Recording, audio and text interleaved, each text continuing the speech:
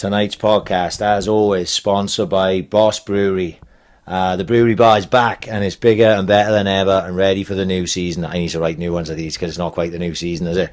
But there we go. New outside bar for quicker service. It's only 200 metres from the Liberty Stadium and now open from the earlier time of 1 p.m. on a Friday through to a Sunday night.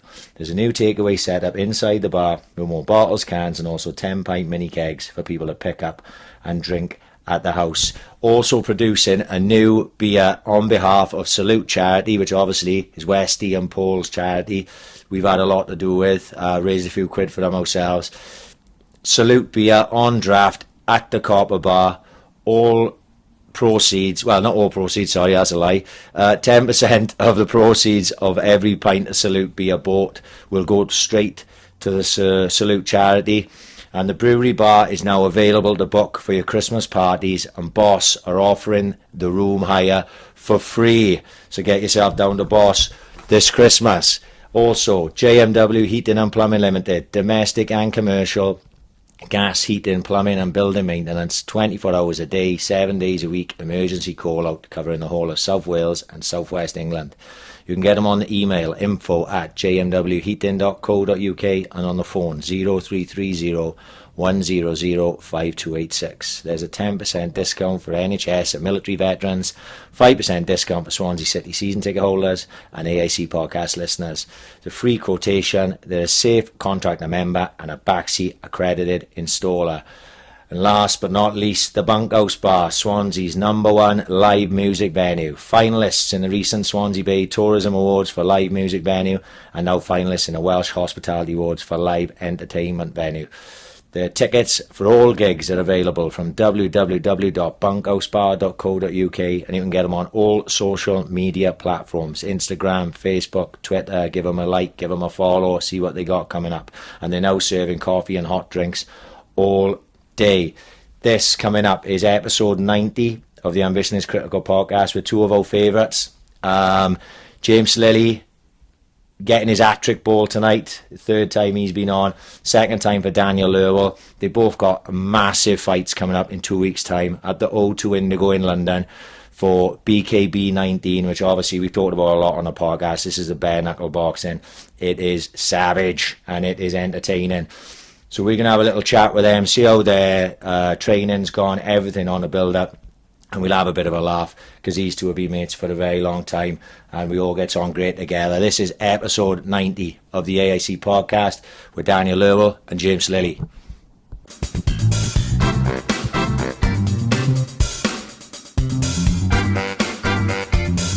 Ambition is critical. Well, you're looking skinny anyway. What are you at? 76. What have we got, mate? 73. Oh, fuck, done that easy. Oh, fucking for fun. When you happy with that? Yeah, when I was We doing shaved his beard off last week. Yeah. when I went under that fucking Cage Warriors, obviously I moved up a weight just to take a last minute fight, and I didn't water over nothing properly. And what he was like, oh, what are you? I said, I'm 70. He said, and I was like, oh, you know, I'm a kilo overweight. He said, Mosh, if it was fucking a normal fight and you were just a kilo, you'd be chuffed for that. What are you worrying about? I was like, yeah, right. Jumped this over 10 minutes. Was obviously like, right, let's go. I love that Cage Warriors thing, like, you know, fucking taking the fucking, probably one of the fucking most highly rated up and coming fucking MMA boys in fucking 3 hours, like. Lilley's in the Porter's wheel, wasn't he, when he fought there? And I fucking steak and chips, yeah, I'll be up now in 5 minutes. I just left the Corker in. It was my fucking nan's birthday. Obviously won't play pool because they can't tuck the pool table away. Oh, I know, yeah. Sore subject, right? That's the point. And I had a double beast burger. I was like, fucking hell, I got 5 weeks, 6 weeks till the fight now, I'll have this. Guess home, like, I like in my bed, that dessert and all, phone goes off Wally. They've offered to fight the highway, should we take it? I was like, what's the money? Yeah, go on in. Jumped on the scale. Most part of the deal he gives you another fight then as well. Yeah. And I jumped on the scale Monday morning and it was 83 kilos. I was like, ooh, fluxion about that burger. Fucking hell. You want to know, was it? So, yeah, it is what it is. It's just a fucking big opportunity. Like, you know, you can't. No, it was fucking. We got to the main event then. Like, so yeah. So what's the score of the second fight? Oh, the lad that in March is already booked. Like, so whenever it's either the end of February or end of March, they got another shot there again. Full camp, featherweight. proper weight. And I got a couple of boys I want to go after anyway, like first, but I'm going to try and get MMA when we've got losing record on MMA at the minute. So. No, we won't talk about that. We won't talk about a BKB record like that. I'm like this now last night. Fucking, this is something, if Jim Freeman listens to this, he's the sort of fucking BKB official site up there. So I'm having a little nose, so he does a little bit of research now. So he's having a little look. So I'm scrolling down, he got a fighters list there, right? Yeah. There's nothing on there, is there? No, shit. So I scroll down, James Lilley. I click on Lilley's now, picture of Lilley coming out like that with his hands up, 1-1. I've never seen Lilley lose a BKB. Yeah. So what the fuck's that all about? So I screenshot it, I sent it to him, tell he's kind of sort your life out. There's a lot of it. They're still selling tickets for BKB 17. Honestly, you know, I think it's fucking up. But they're taking commission off. I thought they're pretty up to date, all the BKB. They all like social media. They had a guy doing the update on a website, but now they got George Zielinski and he's got his own thing, and it's like on a separate website, Toe the Line. So I think they've left their website a little bit because all the fucking news goes on his website. Right, like, yeah. Pound for pound list, fights they want to happen and stuff like that. I've got an interview with him yet. I speak to him every day. I haven't even spoken to him. Yeah. So which Got a one's fight this? next week, Who's this guy? He runs He's Toe the Toe the Line. Line. Right. Yeah. As that, he rung me after that's when I started going fucking nuts about Tiger John like on Twitter. He rung me up and he was like, yeah, just got Dave Courtney's house. He's like, blah blah blah. He said, oh yeah, Tiger John was talking about him, but he didn't mention you. I was like, is it? Right, no, phone down, Twitter, faggot. That's all went off then. So yeah, but like I speak to him, I get on with him, fucking pretty much speak to him every day, like about different BKB stuff. But yeah, he's got because their Instagram and their Twitter and stuff is pretty on the ball, isn't it? Yeah, of course it is. You know, and I follow them on YouTube as well, and they're always adding fights. Like fucking this week, I was watching the guy you're fighting, Ricky Nelder, against Eric Olson. And I was looking at the fight, it was some like BKB 15 or something like that. Yeah, it went too long ago. Yeah, and I was looking at it, I went, fuck, I watched this fight, but at the time, obviously, that Nelder had no frame of reference to me. It was only now because you were fighting him. And I went and had a look at a couple of his fights, like, just to see what he's like. I thought, fuck. You know, obviously, it'll be like a massive mismatch for you because he's not 6'7". First guy fighting the same size as me. How tall is he? 'Cause he don't look... I think he's a little bit shorter than me. Yeah, I would have said he's... How tall are you? 6 foot. Are you? Yeah. Bang on. Bang on 6 foot. Might be a mil under. He's 5 foot his 8. Cuban He's a 5 foot 8, 100%. with his Cuban heels on. Yeah. But no, I went and I like to say all this week. I started having a look at fights and I had a look at Ricky Nelder. Obviously, I'd seen John Maynard fight. Obviously, pro boxing, but not fucking BKB. Like. I seen the odds today on me and Elder. I think they give him a fucking big price, mind. 2-1 they give him. They use 1 to 5-1, but when you're 5-1, right? I don't know. I'm pointless betting on me. Yeah, it was like 100 to 30 or something. I couldn't 10 to 31. I never Yeah, about I was- it confused me. Yeah. When I seen it, 10 to 31. when he seen it, New Compton, I was thinking, fuck, Yeah. it's Dan the favourite to watch. That's just baffled me, I'm like, It's like 1 to 3 on. right, oh, Yeah, fucking hell. I know, but That's got to be one of the first times you've been... favourite. Yeah, it Yeah, is. fuck yeah. Because when I looked at his record as well, because I'm still scrolling down that thing, I clicked on it on him. I know one that was on when they did the tail of the tape before he fought Eric Olson.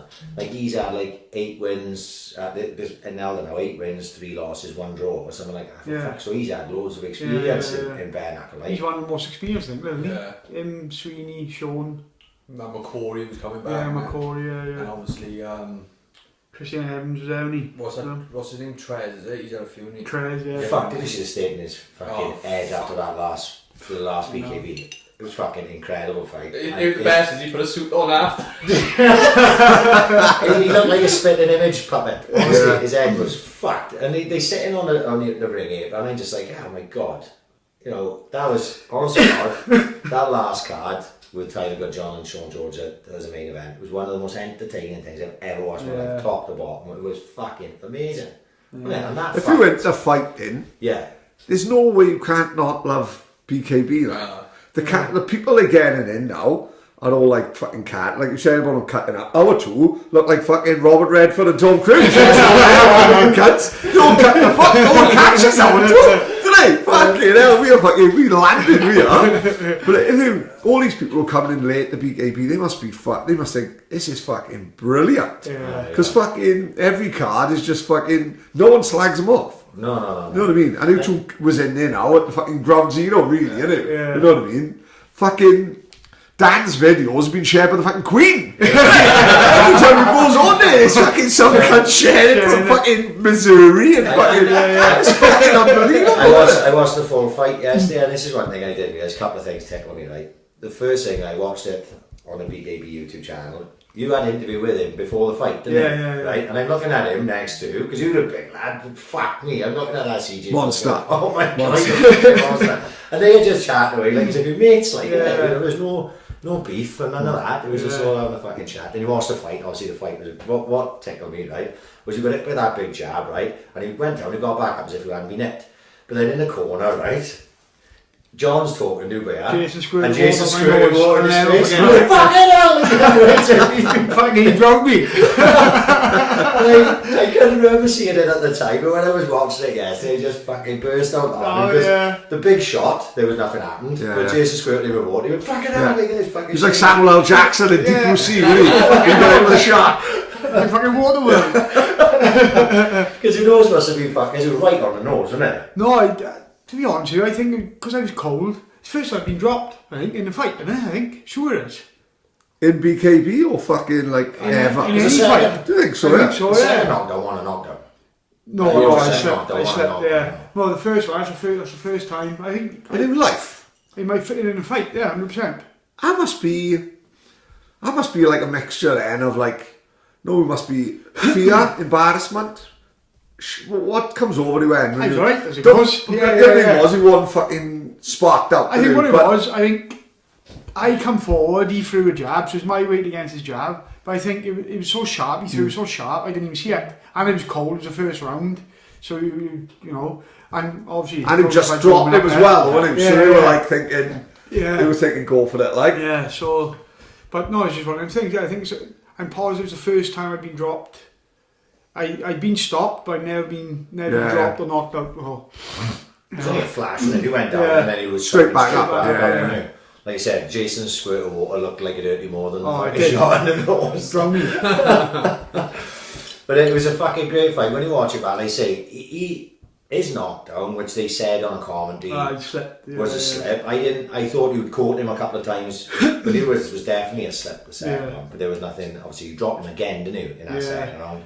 And he was already done then. I remember when I was watching it, I was going, I think you're really going to let him out for that third round. I didn't think they were going to let That him out. one was like the first one. I sat in a crowd to watch like a fight in one of Dan's fights because when he fought in Liverpool, I was on the stage. I was watching him on the stage, but I was sat by the boys because they were in like my corner for a second, I think you had her.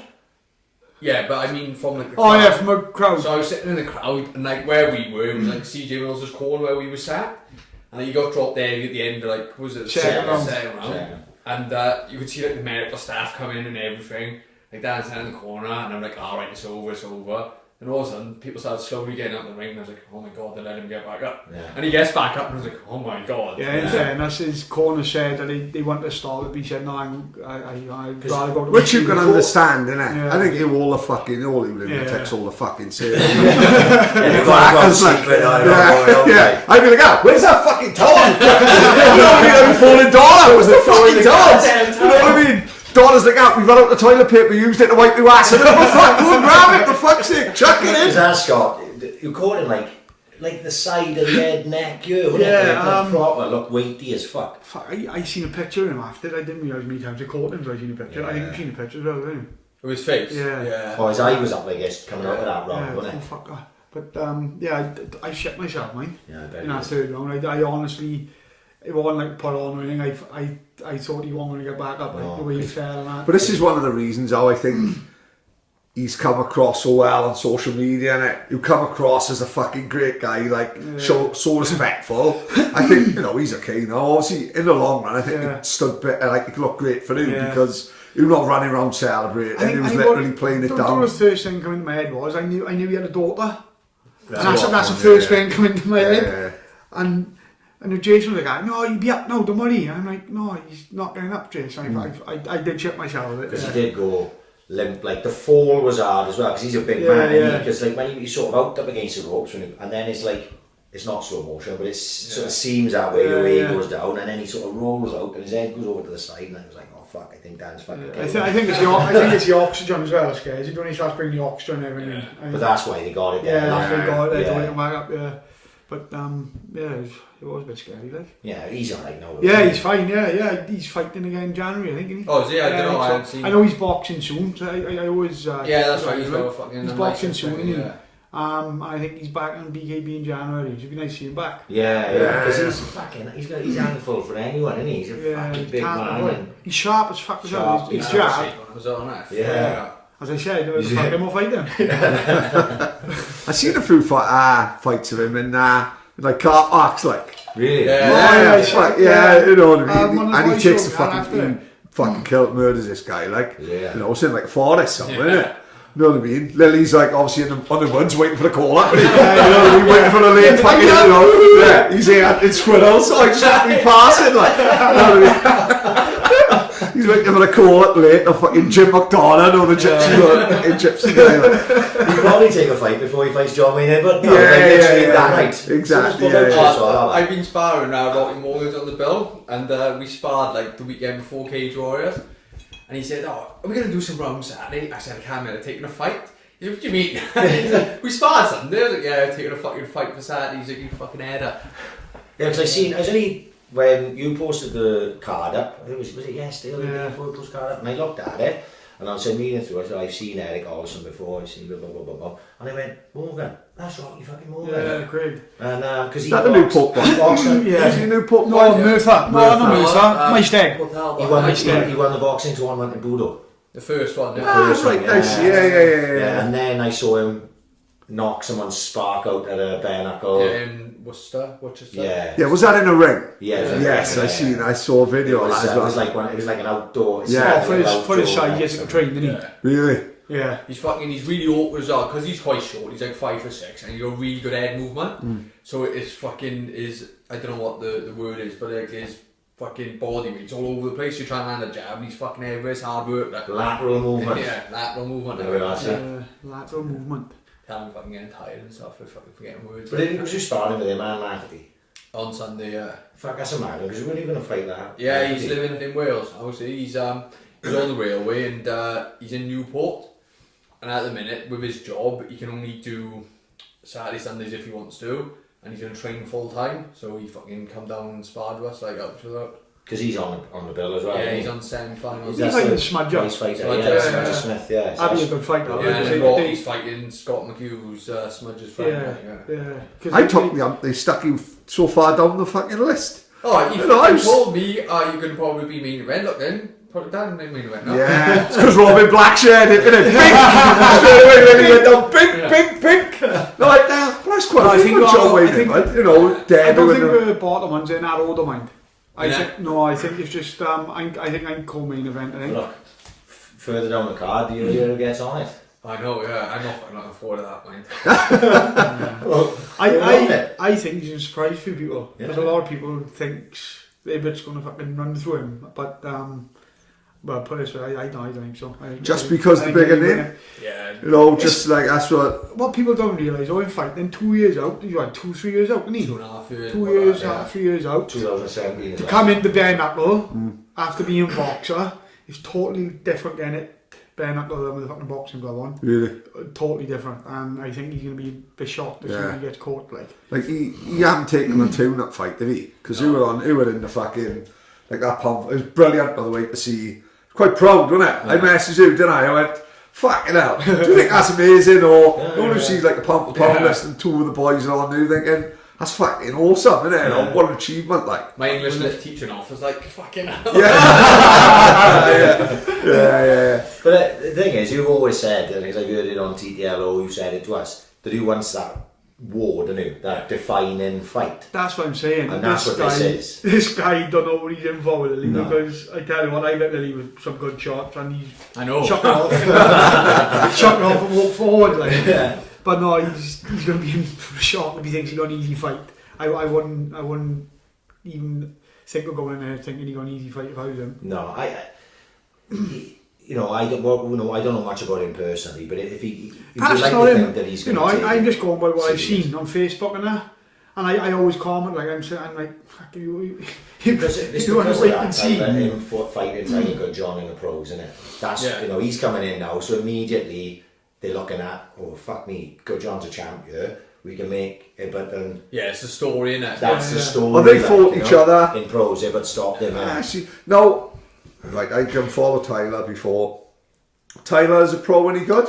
He was alright, mate. Yeah, he... English champion, wasn't he? English Yeah. champion. Us, just, you know, let's not. Yeah. In this day and age, like people tend to think if you're not a world champion, if you're an English champion, you're fine good boxer, like you know. Yeah, even if you're journeyman boxing, you've got Spot boxer, on. don't you? Yeah, of Fuck, course, like, yeah. You know, I mean, people slag off Robin Deacon because, you know, he says he's the worst Yeah. boxer. Oh, He no. still had like 50 fucking fights. Exactly, You know what I mean? yeah. He's still winning under him ropes 50 Exactly, times. You know what I mean? yeah. He's going to beat your average man in the street. Yeah, Easy, You know what I mean? Yeah, easy, like, easy. yeah.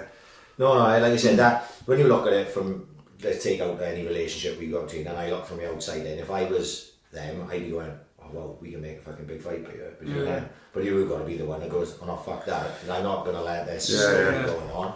You know? But what's kind of fucked up plans up now is that Good John's fighting Sweeney in March, and then they signed the Is fight. he really? Yeah. Well, Good John had a fucking night with him at a nightclub, and someone asked him a question, and apparently he said, yeah, me and Sweeney's gonna happen, and then his bird was saying, yeah, he's gonna fucking smash Sweeney, so... Paddy, you could ask Lilley a question, but Yeah.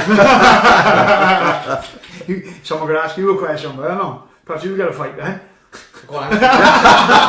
Yeah. So yeah, I don't know what's gonna be fucking next for me now, because if I beat him up, the two champions are fucking tied up, but they are changing all the weights in January, so Yeah. and I can fucking get down to what they call flyweight. Because Jimmy Sweeney's a weight class above, isn't he? Yeah, he holds 3 titles, and he holds or held lightweight, middleweight, or super middle. But they changed the No, weights. he hasn't got super middle. He did have, didn't he? No, Rob Boardman got super Boardman got middle. super middle, didn't he? Yeah. Sweeney got middle, I think. Yeah, but he had 3 titles, didn't he, Sweeney? Yeah, he got fucking hell, what weight did he do? Featherweight. I don't know, to be honest. Yeah. Lightweight welter. He got feather, light, middle, didn't he? Yeah, they didn't have a welter. They didn't have a welter, Yeah. no. But they, as I said, they changed all the weights, so I don't know what's gonna happen in January. I'll just fucking get him out the way, and then probably take a fight at the end of the month for Raleigh show, and then bed down for winter, like, so yeah, fuck knows. But the weights have gone mad because I can actually fight in 3 weights now. Yeah, it's half a stone. So what's the score with this then? Like, I'm super middleweight 14 stone, but I easily get the middleweight 13 stone 6 or 13 stone 5, innit? I don't know. Like, I mean, Jason was talking about it yesterday, I could get, it's only another 4 kilos, I could get, you know, I'm still a fat fucker, so I could get it off. Like, You've lost. Yeah. You've leaned fucking right down. You saw that photo you put on of you sitting in a van? Yeah, I was, And Derby County like this. Yeah. And all of a sudden there's a photo of yourself. I was back at the 16 stone 2 in August. Really? Oh my god. The fucking body coach nearly had a stroke, didn't he? When he seen that photo in the van, Matt Nolan was fucking tapping. Well, I was actually lying to Jason, my coach. He was saying how much you weigh, and I was like 99 kilos. I was like 102, 103. Fuck. So I was always taking 3 kilos off. All of a sudden, my weight started flying off. I was like, fucking hell, what's happening here? Like, it's flown off. But it's probably the hardest I've trained for a fight. Oh, you can tell that easy. Yeah. Like, We all lies about a weight. Donna bought me a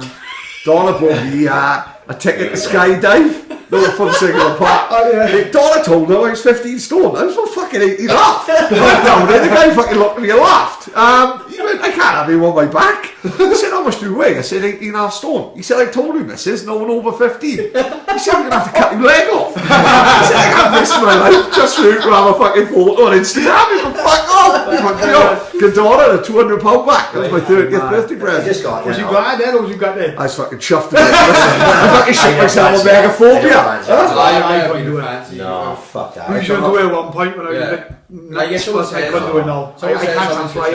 Really? I mean, we were going to do it before, but it never happened. So I was like, fucking. Like, you tell people, yeah, I'm just going to play with Chad. Like, what are you doing that for? I was like, I don't know, to be honest. No. Fucking, I don't like Yeah, I don't know. I don't even fly in, so Really? I would have probably got up and had a heart attack. Yeah, I like the idea of it. as long as it, you know, obviously I don't want to be doing none on the polling and all that. I wants to be just fucking with the bits and all that. Imagine your face. I Oh, yeah, pay yeah. good money to watch that video. Because I got lips across between my lips across between Bill Cosby and Mick Jagger. You like they look like Donna's fucking vagina. I don't know if Bill Cosby's a politically correct shout. Oh, I didn't know. All right, sorry about Did he that. go off for touching fucking Did he go for that, did he? No, Hell of a boy, Bill. So many of them fucking touching people these days. Fuck, how many was that? R. Kelly, is it? Yeah. Have you seen that on Netflix? Yeah, we've talked about this. Unbelievable. And do you know the best thing about it? He didn't give a fuck. Yeah. You know, he said, oh, you know, when he said about you know, how old was the, he said, how do you went to young girls? And he just looked at the camera and go, what do you define as young? You know what I mean? He didn't give a fuck. He's singing ignition.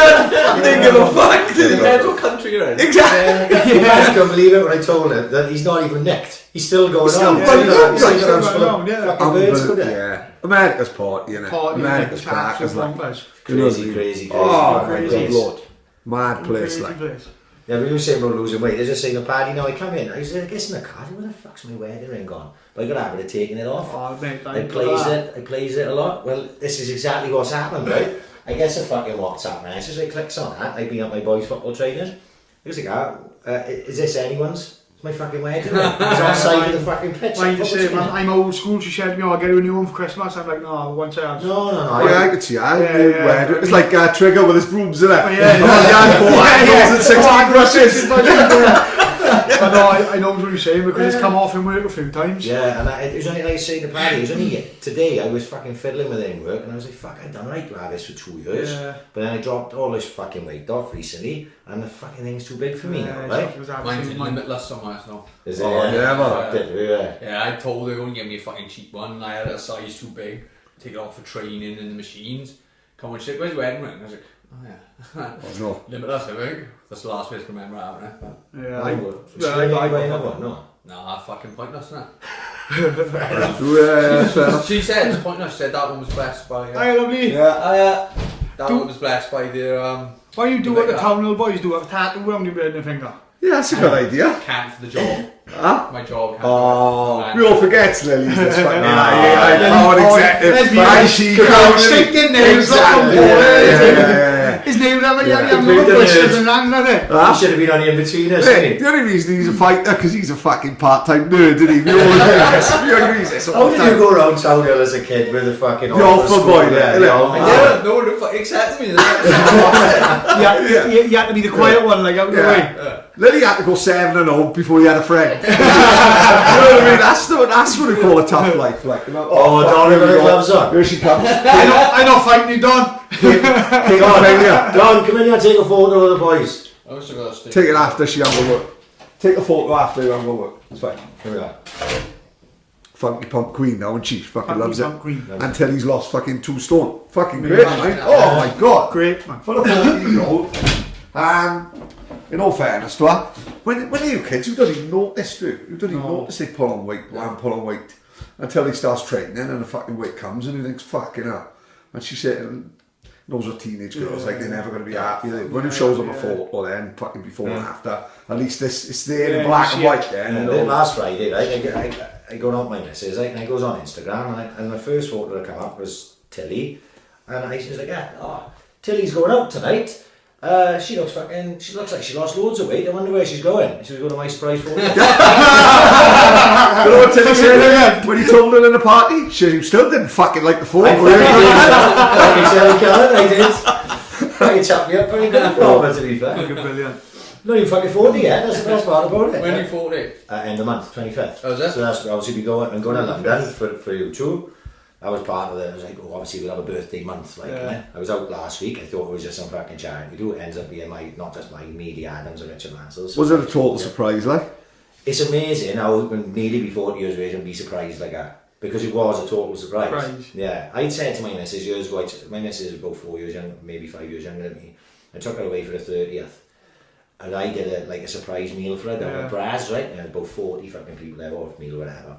And I said, whatever you do, I was about 35 at the time, so whatever you do, I don't want any of that bullshit for my 40th, right? I said, I took her to Lanzarote for 4 days. I said, we'll just go away, which we booked. We got to go away for my birthday, I'm away. So when this thing come up, my mate's missus said, we got this charity, we should all go out in couples, because the 3 of us are 40 all at the same time. We should all go out in couples. And I was like, it's fucking Friday night. I'm fucking working Friday night. I know how much money this is going to cost me taking the night off. That's what I was saying to my missus. I did not stop whinging.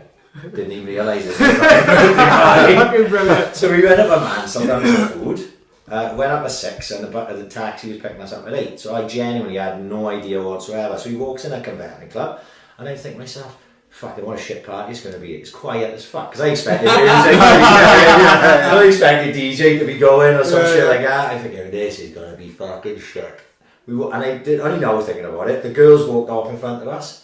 So when you see the video, the girls walk in and they are already looking back. But none of us knew any better. We walked in.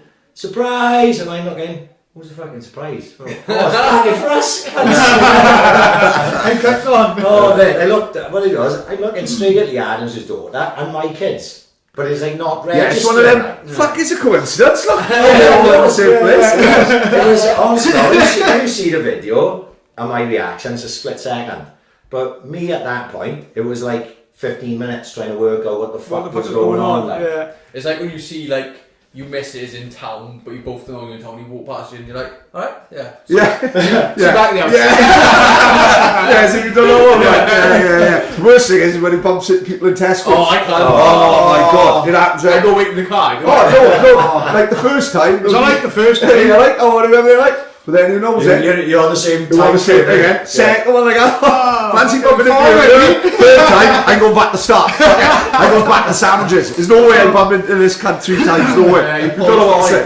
Yeah. Like at the message, wait, go. Hang out by the salmon for 2 minutes. Let him fuck off. But he's thinking the same thing, and he still ends up fucking by the bread. It's fucking like that. Third one's your awkward one. Oh, what a fuck. Especially with name. Hi, buddy.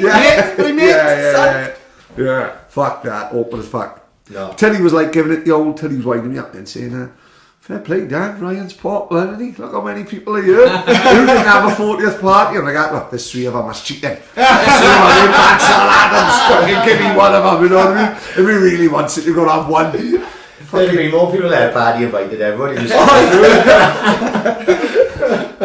The fucking Westy messaged me on the Saturday. Where was my invite to the 240th? I was like, I didn't even know about it. What I don't understand is how hard it is, like, so, not like WhatsApp. So I said to Denty, can you do me a favour? Can you kick Ryan out of the WhatsApp group for like 5 minutes? So then I can say, do all Ryan's part. And then he's going, no, isn't he? But I was like, how can I tell people? It was fucking solid, man. When you start another WhatsApp group. Oh, fuck. That's a mind fuck, Alex. I'm all WhatsApp. No Ryan's allowed. Yeah, Ryan's just going to get confused in the spot. Like, you know what I mean? Because Ryan Jones is going to be in there, and people are going to think it's the wrong Ryan. Fuck that, man. I done it at my fucking wedding. I did. I forgot loads of people. Oh, fuck. I did, yeah. Biggest day ever.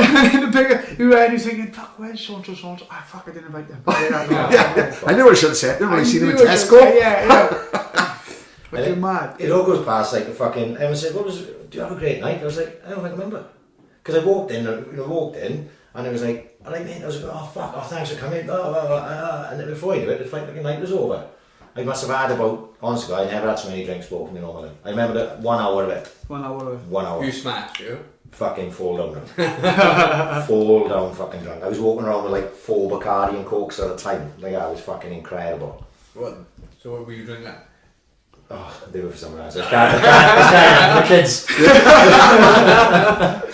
It was honestly, it was fucking mad. And that, like I say, that moment of surprise, genuine surprise. I can't remember the last time I was, like that surprise. Fucking hell. But fucking. No, it was quality night. No offense to the girls. Like, well, I didn't get until midday Saturday. It was a fucking proper all night. Oh, was it? Yeah, I ended up back house party everything. Oh, fucking old school. I was fucking. Blowout, and that was it. I was dodgy then. Sunday, Monday, Tuesday, Wednesday, Thursday, today. That last that long, like. Monday and Tuesday was a bit ropey. I was alright after that. Then they haven't got it in me anymore. I same thing about BKB. Like, we going up on a train, and there loves a bit of train beers, doesn't it? The best beers. What? They're the best beers. Train beers are the best beers. But I'm like, yes. Oh, if I drink on the train, I'm gonna be fucking steaming. What time you leave then? Probably about 10 in the morning. Because what is it, about 3 or 4 hours in the train? Yeah, 3, Yeah. fucking. So let's say we leave at Can 10. you get a train straight to the...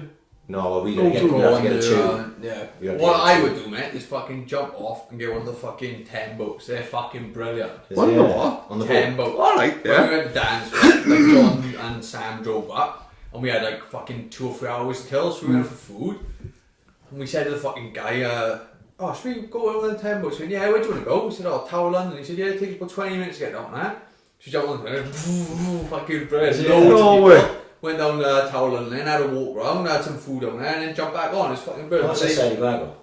Same as the fucking tube, about £7. Really? That's Yeah, fucking it's just amazing. quite cheap, like. And if you got a, We're flying around with James Bond. if you got a card, you beep it to go through, and then you got to beep the other end to register your journey. But once we've done that once, on the way back then, there was loads of bits going on. So if you just stand in the middle and pretend to beep the card, we didn't pay for the way back. Oh, then. Paddy loves that. Oh, yeah, I'm Paddy big loves fan of that. Jane, Yeah. yeah. Put the card around.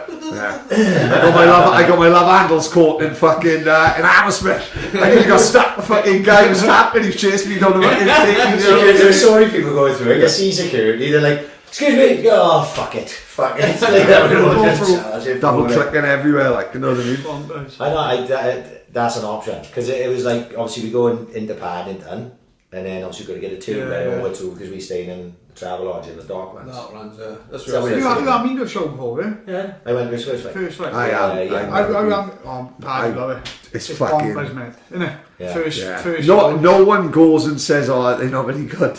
Everyone goes Don't and make says first they're fight. amazing. My first fight, I watched like 2 fights and I had to stop watching it because I was thinking in my head, fucking on it. Really? It was Fuck. it was one in Liverpool. Yeah. Who spat their teeth out in that before me? It was the Travis Dickinson after me spat his teeth out, didn't he? The only folk goes and ran it, was And the it? one before me spat his teeth out in the ring. I was like, fuck. Fucking. What have I got myself into? Well, But isn't that like that's just part of the fun? Like not for Yeah. him to obviously, you know what I mean.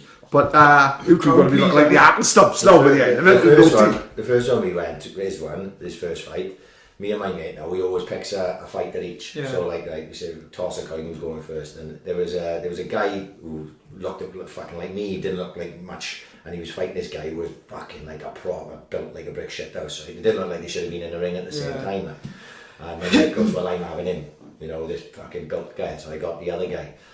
So this fucking big fucker comes out, he's swinging punches like he's got the guy up against the ropes and going, fucking hell, this is not going to last long. And this fucking fella, this nothing looking one, he went bang, one shot, the fucking fella went over like a tree. And he must have missed the That was bottom, the first fight. very first Yeah. fight, he must have missed the bottom rope by a fraction. Because as his head went under the bottom rope, it hit the floor, then bounced up, hit the rope, and then hit the floor again, right? Yeah. And he was proper, not like CJ Mills, Yeah. proper gone. And the guy was running around like, because he probably didn't expect to win either.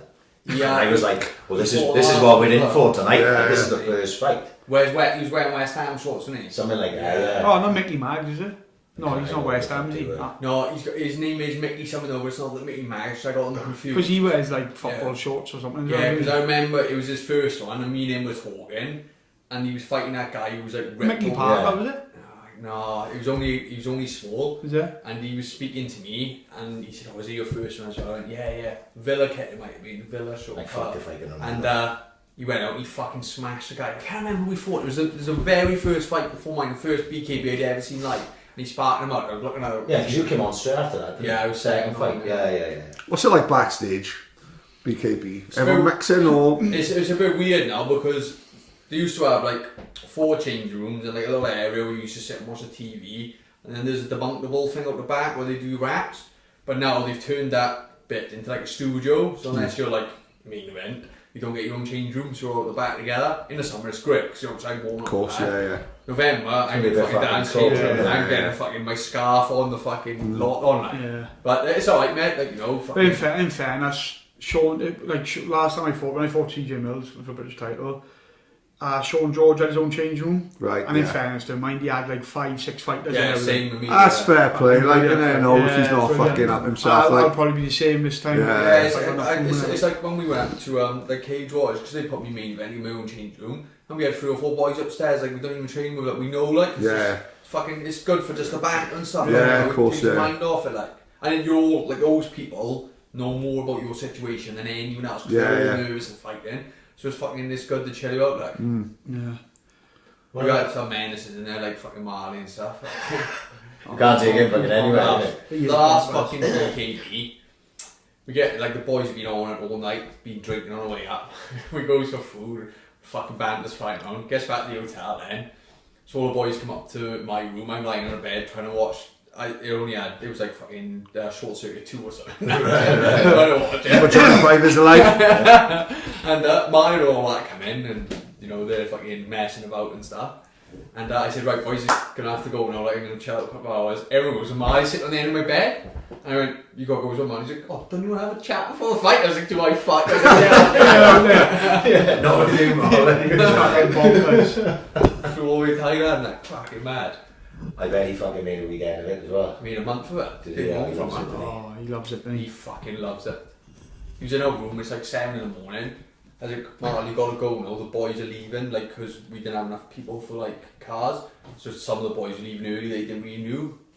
So I was like, Marley, you gotta go. He's like, yeah. I was like, no, they're going now. He's like, yeah, I'll jump in with you. I said, I got 6 in my car already, Marley, you gotta fucking go, like. He jumps in the fucking cars with people you don't know, fucking about at Swansea, that. What I like about the O2 there is you can stand or sit or go anywhere, Yeah. and it's a good fucking Yeah. spot. Like Yeah. you know, when I went for James last week, we had seated. Like when we were, they were at an angle over this side, but we were just basically standing by the bar and just walking forward, watching the fights, then turning around, having a pint by the bar. I met so many people. I know everyone was like, you get this idea in your head that it's going to be rough as fuck up there, No, but it's everyone not. was like Yeah, I just friendly wouldn't as say fuck. Don't get me wrong, there was some like gangsters and all that shit Yeah. in there. There was some property, you only got to look across the room and there was some like heavy looking fucking people in there. Joe Egan's walking around, he's like the size of fucking He's like a trees. fucking fridge, isn't he? That's what it's at. And fucking Dave Courtney and all that, but it was like so chilled out and Yeah. fucking and it was good. I was just about to say, I'd never seen any trouble out of him. No, well you wouldn't dare, would you? I'd never seen no wouldn't trouble fucking there. dare, but like, Oh. you know, but like I say, that's why I'm looking forward to it, you know, because it's sort of, because from the first time on, I sort of feel like I know my way around a little bit there, like, and I know what to expect. But we got different tickets this time, we got balcony. I Yeah, didn't it's- know there was a fucking balcony. Yeah, it's pretty much the same. They divided balcony into two. It's like half of it's for VIP, and they got access to the private bar. Now they're half thing, but to be honest, we can get down on the floor. You could just fucking walk around. They must have again. give the Welsh boys most of the balcony tickets, haven't they? Because I had loads of balcony You tickets. give me, what numbers do you have, you know? I got them on my phone. Yeah, They didn't because house the tickets. someone fucking lost 2 tickets, and I was like, oh my god. I had 60s, 70s and 80s, I think. Yeah, mine was 56, 57, 58. Oh yeah, it's all the same, area. Yeah, because one of the boys lost his tickets. So Oh, I got 2 boys lost theirs now. yeah. They phoned me yesterday, can we have 2 new tickets? I said, mate, they fucking don't work like that. They don't work like Yeah, that. Just don't work like that. I am. You could just draw some up. Yeah, like, yeah. If you So I got message to him, speak to you Jim. get them reprinted, but it costs a £5 each. So I was like, right, yeah, do that. And he was like, oh, what's the ticket numbers? So, I was like, so I text everyone. I got a group, right, and most of them in that group. And there's a couple of people I can't put in the group because of the stuff that boys Of course, talk about. yeah. So I text. All is all for mates, isn't it? They're the worst. So I text fucking everyone, got all the numbers, and I lost 1 ticket myself. I know I did. So I was like, right, it's 1 of 3, and someone wasn't getting back to me, so I didn't think he was coming. So I just guessed 2 random fucking tickets. The boy come back and then he goes, oh sorry, I've been away. This is my ticket number. I was like, oh fuck Fucking all that. I have to phone him. In all fairness, though, I think you're lucky that you seem to have a good relationship with Jim, that he will sort you out. Like other people could just say, you lost your ticket, that's the end of it, like, you know what I mean? But I think because of the way that our organisation is, you all seem fucking quite How close. many of you sold? 56. How many of you sold? Done about 50, I fucking... Look at that. Mate, he's So got to look after them boys, that's like. over 100 Yeah. fucking boys from Swansea. That's not Craig. Yeah. Craig probably he's sold done, a he's few. done 80 Yeah. from Port Talbot. And his Big first loser. fight. At Rocky Morgan. Oh yeah, sorry. Yeah, Yeah. yeah. He's done 80 yards, so it's going to be a So there's like hundreds, Fuck, near yeah. enough 200 fucking Well, we taps. fucking singing scenarios. Yeah, I go up with my leak hat on, with a leak hat, Kyle, a fucking sheep for that, fuck it.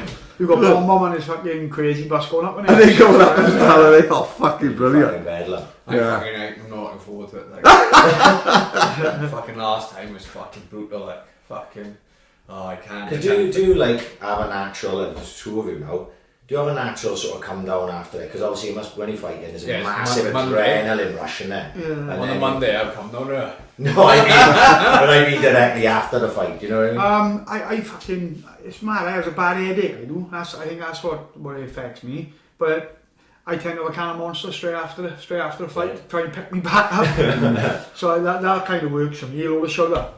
But no, I do have a bad headache, like, fucking straight after the fight. Is it like the stress of like, because everything in your life now is on hold till this night, innit? So like, when it happens, it must be like like a weight off your shoulders and all that, just to think, fuck, I got like a little bit of normality. Yeah, You've never got normality. You fucking might be fighting tomorrow morning. I don't know. He's always on, constantly on standby, isn't he? You know what I mean? Like Batman with his red phone and the fucking in the shower. But fucking, you know, it must be hell of a.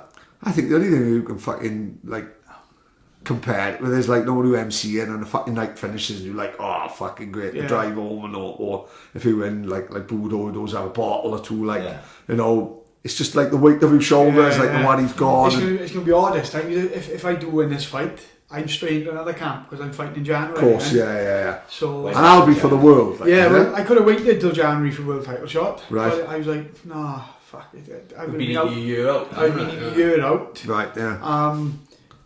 About 6 months ago, 7 months ago, Ricky Nelder called me out. He sent me a lovely message. It was the most nicest call I've ever had in my life. And what was he saying? He just said, I'd love to fight you, I'd love to test my chin against you, but he was really nice about it. I could probably find the message on read it out, but it was crazy. It was the nicest call I've ever had. And when he lost the world title, then it just kind of made, when he offered me Ricky Nelder, it just kind of made sense because he lost the world title. Do you look at any of his fights or do you not bother? No, I am. Jason have again. I watched a few of his fights as well. I looked at two or three last time. No, I am really. The only time I think I've seen him fight is when I was up there and he fought Olsen. Olsen was there? Yeah. Olsen a cut, didn't he? Yeah, they stopped him, didn't they? Yeah. I knew like Nelder to like fucking speak to and walk past, and like obviously we follow each other on social media. But I met him properly for the first time on my last one because we were in the fucking hotel and he was fucking just stood behind me in the queue, so I had a chat, and he's a nice guy, like, but fucking once you through them ropes, it's fucking on. Like, my fucking brother, I'm still gonna punch fuck out of you, like, you know, it doesn't matter, like, once we're in there. You know, I'm saying I'm not into shit talk and stuff like that. Like, you know, he's getting in the ring, I'm getting in the ring.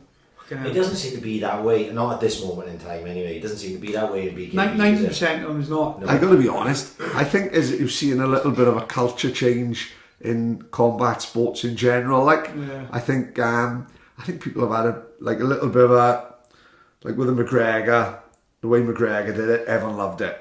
Biggest sports star on the planet at one time, when he, you know what I mean? And I think now it seems to be going, like, I look and build up to a fight with that Elliott was like, you know, we were going to kick fight with each other, but it was respectful as fuck. He was saying, respecting him. His people have turned this fight down, and he's come and fucking 5 days not respect that. He was saying to him, am I out my depth? For a week's notice, probably, but I didn't give a fuck. I'm going in there, and the respect you had for each other was fucking unbelievable. I was just going to get to that. You know, not a bad word spoken all week, not a bad word spoken after the fight. Same as like Paul Gray Taylor. They argued each other after the fight. Proper war. What a fight. I have not seen today's yet, but apparently it's better. Oh my god. Right? Inouye fought Donaire this morning, 12 o'clock. 9 o'clock, it's on Sky. Supposed to be better than that. I've obviously seen it. What a fight, like. Yeah, unbelievable. I said to like my mate Ross, he works like a different department than me. He's like, what time are you on lunch? I said, oh, but I got a stream work, so I'm not doing anything at the minute. Like, one of the guys came in and went, can you help me? I said, no, boxing's on. He's like, what do you mean? I said, boxing. Yeah. Closed the door and went out. And it's 12 on a Thursday. What do you want? And Ross texted me, he's like, what time are we going for lunch? I'm starving. I'm like, oh, the boxing's on. He's going to ice him up now within 4 rounds. Don't worry about it. Text me, what's happening? I said, fucking hell. Go to the fucking the snack machine or something. I said, this fight's fucking going to this. I was like, what a fucking fight. I'll have to catch up. What a fighter Donaire is. When you just look at things like that. Inouye been wiping people out in 80 seconds, 200 seconds. And who did think, oh, this is just Donaire's fucking last farewell. He was in it. You think about it, Burnett was beating Donaire quite comfortably until he got injured. He's retired now as well, isn't he? Burnett. Yeah. Is he really? Yeah. He's back, yeah. And I thought to myself, fuck, Donaire is going to get fucking wasted when he goes through this tournament because Burnett was having it so easy with him, like, you know. But then he's still going in there. That's one tough fucking. But that Teddy, have you seen that highlight reel knockout? I think it was on the other card. Yeah. And he was meant to fight Donaire in the semis, and he done a shoulder and so after that American. So it would have been like Teddy and Newey I fought in the final, the 2 big punchers. Yeah. They reckon that's going to be the next fight for him now. Is he? But his fucking brother fought, didn't he? The fight before. And Newey's got a brother. No way. And he was fighting for the WBC Bantam title.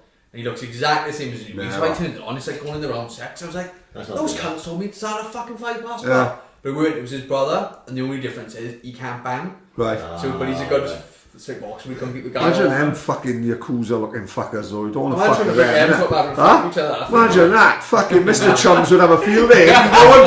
No one would be putting bad ratings on TripAdvisor. Fuck that. Like, you know what I mean? Oh, fucking, speaking of Chinese, fucking Tesco's got a sushi section, oh? They Right. make fucking sushi in front of it. Oh, like in the deli section, isn't it? Yeah. Like in, what's his name on Wolf of Wall Street? Kenny Hanna. I'm doing all that. Because no one who goes to Nines, is it? Obviously before they found Roland Rat running around and all that. The best one is the guy who makes the little sticks. Yeah. What do you think? Fucking hell, mate, you're going to have to stick 20 of them. He's chucking up and fucking going, love that. Like, fucking brilliant. Every time I think of sushi, I think to when Homer Simpson had that dodgy fish in The Simpsons. Oh, the remember? puffer fish. Yeah, and he was Well, he starts hallucinating and all that. he's gonna. He had like 24 hours to live. Yeah, he doesn't take one, then he did it. The sunset and he wakes up then. My old man, when we went to Salou in '88, my old man had paella, and nothing funny. We was there for like 10 days, and we went there on a bus, so that was 2 days. So it took 2 days to get there. There was a family from Liverpool.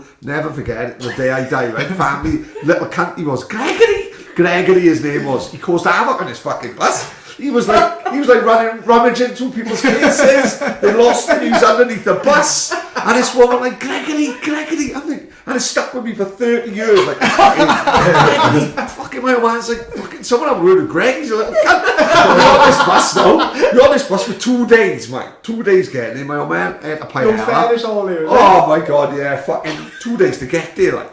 And my old man had paella on the Wednesday. Fuck me. It kept him in bed till the Monday. And me and my mother wouldn't go nowhere. My mother's nervous, never been abroad before. So she was stuck in this hotel. The toilet looked like the Kennedy assassination. Fucking my old man's guts. My old man come out. He lost more weight than he with that back. He was a different man, mate. He come out, Bob Geldof was outside the street. Fucking wanted to raise money. He was doing it in stadium. Fucking doing a show on a veteran. Worst of all, a bit of a call, like to drop the weight off. James Beers in that, and he next time he's doing 6 kilos. So they haven't just got the packs of sushi now. There's a counter in there. Fucking woman making it on top of the counter. I walked past it and I was like, Which Tesco's we talking about now? oh, Bridget, didn't I'm I? not a big fan of sushi. Bridget For the fucking lobster roll.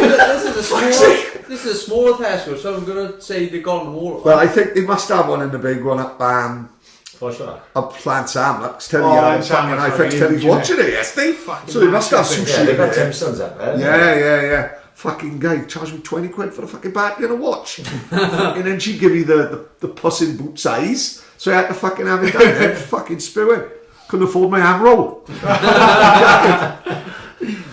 So how's the training going? Yeah, good. Probably best camp I've had. Fitness wise, the fittest I've ever been. Fucking brilliant. I seen you was sparring with Simon Lee and that. Yeah. What's he like? He's fucking young. Because I heard so much about him from pretty much anyone who's fucking knows him have said how fucking talented he is. Nice kid as well. He's lovely boy. Nice bloke, mate. He's a nice guy. He is on another level. Yeah. Is he? Unbelievable. Isn't he? Man, if he don't make it as a fucking pro, there's Nobody will. Really? He's unbelievable. He's on about going down to 75 to fight in the Olympics. He's a big boy though, isn't he? Fuck, you know. He's fucking massive. He's just slim though, because he's young and he looks slim. Yeah. Do you think he should do another Olympics or should he just turn over now? He's only 20, isn't he? So I definitely go for Olympics. when's Yeah, his yeah. 100%. Next year, 2020. Oh, no. Well, if it's next year, you got to do the Olympics. Yeah. Because that's what they're looking at. You think of Matchroom, right?